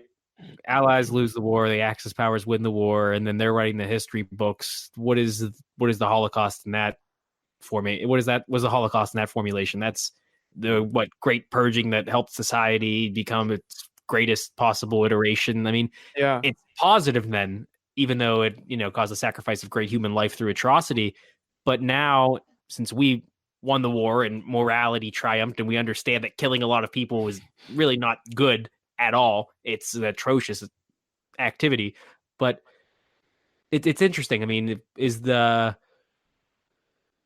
trying to think of another fucking example. Well, how about to kind of look at it the way we look at the Trail of Tears and slavery? Would their morality have evolved? Would they have become the good guys eventually? I mean, these are the kind of things that you don't want to get caught, discussing any possibility of them being good, but you really never know how a culture would develop after that point. No, and I totally agree with that. And just to sort of buttress your point, I was just thinking, once again, to go full circle, just thinking of, the United Kingdom's empire and the Spanish Empire and the Portuguese Empire and so on and so on. I mean, because of, the mercantilism that occurred during that time period, there was a concentration of resources in Europe that led to, the Enlightenment, to the scientific revolution that has led to, just greater human well-being overall, right? And that was through the exploitation and subjugation of people, right? So, and they're the winners who tell history. Europe is seen as, wonderful Europe in today's time, right? I mean, they are the fathers of the Renaissance and the Enlightenment and the scientific revolution, and we do condemn them for the imperialism, but we almost see it as a means to an end to create the society we have today. So. Yeah, that's true. I'm sorry. I was looking at the YouTube comment section during that, and I saw this utilitarian calculus, which made me laugh. Yeah. Comp score times 0.6 plus utilitarianism score divided by lag distributed time. Yeah. What's funny? I mean, who said that? That bastard. Who was that? That was Teddy. That was one of the co-hosts too. Of course, that was Teddy. Oh, of course, it was Teddy. Yeah, I don't know. I don't. It's actually I think in the long run, speaking of consequences, I think it was actually sort of fortuitous that Teddy and Brian couldn't join, because I think the four of us occupied more than our fair share of airtime. Yeah, it was quite a bit of talking. Two more people. We've been at each other's throats, fucking cutting heads off. Yeah, this would have had to be double the time, which I'm now realizing we're about 4 times as long as your podcast's episodes go. We typically break it up into this episodic kind of thing. I mean, we could go all in one stroke and do a Dan Carlin, but I realized that I listen to Dan Carlin in chunks, 30 minutes here, an hour there. So I thought it was more accessible to most people to do history in 30 minutes quick on your commute. You can get it done. Now, I love these long form discussions. I mean, we're hitting the Joe Rogan lengthwise, Yeah, his echelon of podcasting length. Our model definitely isn't as conducive to people who just casually listen. But you're right. I mean, we have fun. So Another thing we're able to do by like breaking up the episodes the way we do is we can kind of give like themes, like further the theme in it. Like we're doing the blood sports series right now, and we broke it up by the list of literary conflicts, like man versus man, man versus nature, man versus society, self, technology. And we're really analyzing the idea of sports, games, and the use of violence therein. Yeah. I wanted to ask you this, Tom, and Woodrow, how, because I've only listened to one actually episode of yours in preparation for this. I told you it was episode 9. well, let me redeem myself. Yeah, I highly recommend it to all of our listeners if they've gotten this far. Yeah. I'm also realizing that I haven't sufficiently plugged your podcast. So before we close out, which we should probably do soon, I do want to give you the chance, and then also fuck them. Let's keep going. We could. I would just require a bathroom break. Yeah, I definitely would have to piss soon. So yeah, we should probably get to wrapping it up. Plus, what time? It's not like the night is young, boys. It is 10:48. That's true. That's true. But I've got homework due tomorrow. Well, no, we should probably wrap. It's been a good conversation, though. Yeah. I mean, open invitation though to come back for sure. Oh, for sure. I would love to come back. But this was a lot of fun. I'm down. Yeah, it was a ton of fun. We definitely had a great time. Yeah. Okay, but so before we go, I had a quick question. So how much of your podcast is scripted, and how much is just you sort of rambling? Oh well, I don't ramble, sir. Well, I intimidate you, motherfucker. No,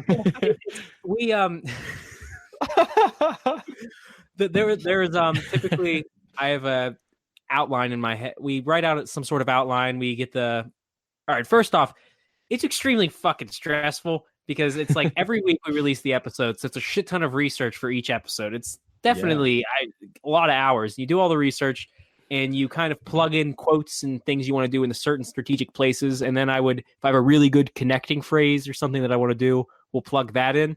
But otherwise, if I'm going to make a joke or a connection, or I'm going to kind of explain something, if I come across like a complicated passage and we need to break it down a little bit, that's typically all off the cuff, how I'm feeling in that moment. I mean, obviously, I think everyone in this room and on this chat here is pretty good at pulling it out of their asses. I mean, we've talked for 2 hours, making pretty valid points. I mean, that's all. I think that's all credit to knowing shit. So that's good. Yeah, we like to pretend it's more than just confabulation.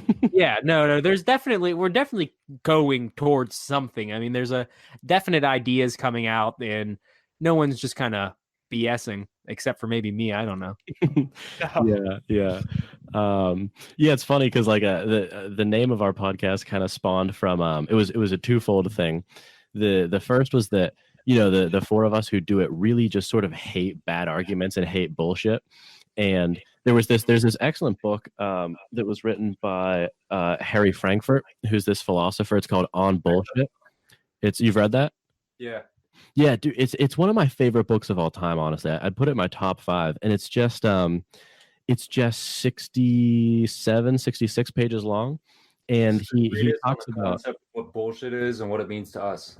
Exactly. It's like this. It's an incredible book where he talks about what it is to bullshit in a very technical sense. And so it was funny because we sort of hated that, but we've ended up doing a good bit of it on our podcast. Of course. But yeah, that was the genesis of it. But hey, I'm proud of myself. I didn't bring up Trump once. well, no, you brought him up. What the? The streak is broken. Let's just take that cat, put him back in the bag. No, of course. But I did. We should close out, but I wanted to give you guys the chance to plug the podcast, and then I know Woodrow, you do illustrations for a magazine. Yeah, something might be of interest to anybody listening here. I illustrate for Philosophy Now magazine. There's my Frankenstein there on the cover. It's available Barnes & Noble, anywhere. These guys are awesome. They really tackle some interesting stuff. I remember a while back I read an article about whether or not it would be more morally acceptable to like lobotomize pigs that we eat. So they're out there. It's a great magazine. Oh, that sounds awesome. That is awesome, dude. Yeah. And then the podcast. Oh, sorry. Go ahead. Oh yeah. We're a Dirty History podcast. You can find us on all the bullshit. Instagram, social media. We're on Twitter at Pod Dirty History Pod. We can go on our website though, and that really has all the links you would need. DirtyHistoryPod.com. You could find out a little bit about us, what we're all about, our purpose for doing the show, and why I think it's an important thing to listen to. I mean, to a degree, I'm trying to create some sort of. It's an important part of history for sure, and it's you don't get the fullest picture of history without these things that are typically left out. If any of these topics sound interesting, you might dig it. We talked a lot about cannibalism, religious uses of fecal matter. We talked about G.G. Allen. That was called Dirty and Proud. It was using the repudiation of shame to gain some sort of power. That was a lot of fun. In the Colosseum, I think that was the episode you listened to, right? Yep. Yeah, he can tell you it was good, right? That was a great one. I love that. Yeah, how the Romans slaughtered different animals and had those naval battles even in the Colosseum. I had no idea. That was incredible. Yeah, shit was crazy for sure. And then this whole series on blood sports. I'm actually really proud of this series. I think it's interesting. I learn something new every single time. That's primarily why I do it. I learn a lot of shit doing the show because I'm just doing a shit ton of research. I'm like, oh shit, this happened? No way. And then it's gross too. I mean, there's some gross shit in there. This last episode, you talk about some gorings that happen for matadors in the bull ring, lacerated lungs and all kinds of crazy shit. And goose pulling. Yeah, we talked about goose pulling. Yeah. Good shit. Yeah. Well, I mean, needless to say, I highly recommend it. Even though I'll start listening. Hell yeah. Yeah. As you pointed out so astutely, Tom, one episode only. Yeah. Listen to episode 19. It's the only one that gets the BS guarantee. Yeah. It's the only episode you can listen to. Maybe he'll listen to a couple more and then he can recommend the other ones. But as of right now, people, listen to episode 19. That's the only episode you should listen to. If you listen to any other episodes, you're doing it fucking wrong. I don't want you to listen to these other episodes. I mean, what are you doing? They weren't recommended to you. Are you... You have thoughts? Like, go fuck yourself. Don't listen. No. They're podcast sluts if they listen to anything besides episode 19. 19 and then stop, like a real podcast listener. You could subscribe to the Patreon, though. You could do that. And if you want to go for the others, we won't shame you. Yeah. All right. Well, you two stay on the line, but for now, I'm gonna end this stream. And for those who are listening on RSS feeds, you can go to the YouTube version of this to watch the live chat unfold and also to see our smiling faces as we discuss all this. So until next time, thanks for listening. Well, I hope you enjoyed that episode and learned something from it. And if you want to support my work and what I'm doing, you can do so by supporting me on Patreon. You can go to patreon.com/Jordan Myers and donate on a monthly basis and receive rewards for your donation. Again, that's JORDANMYERS.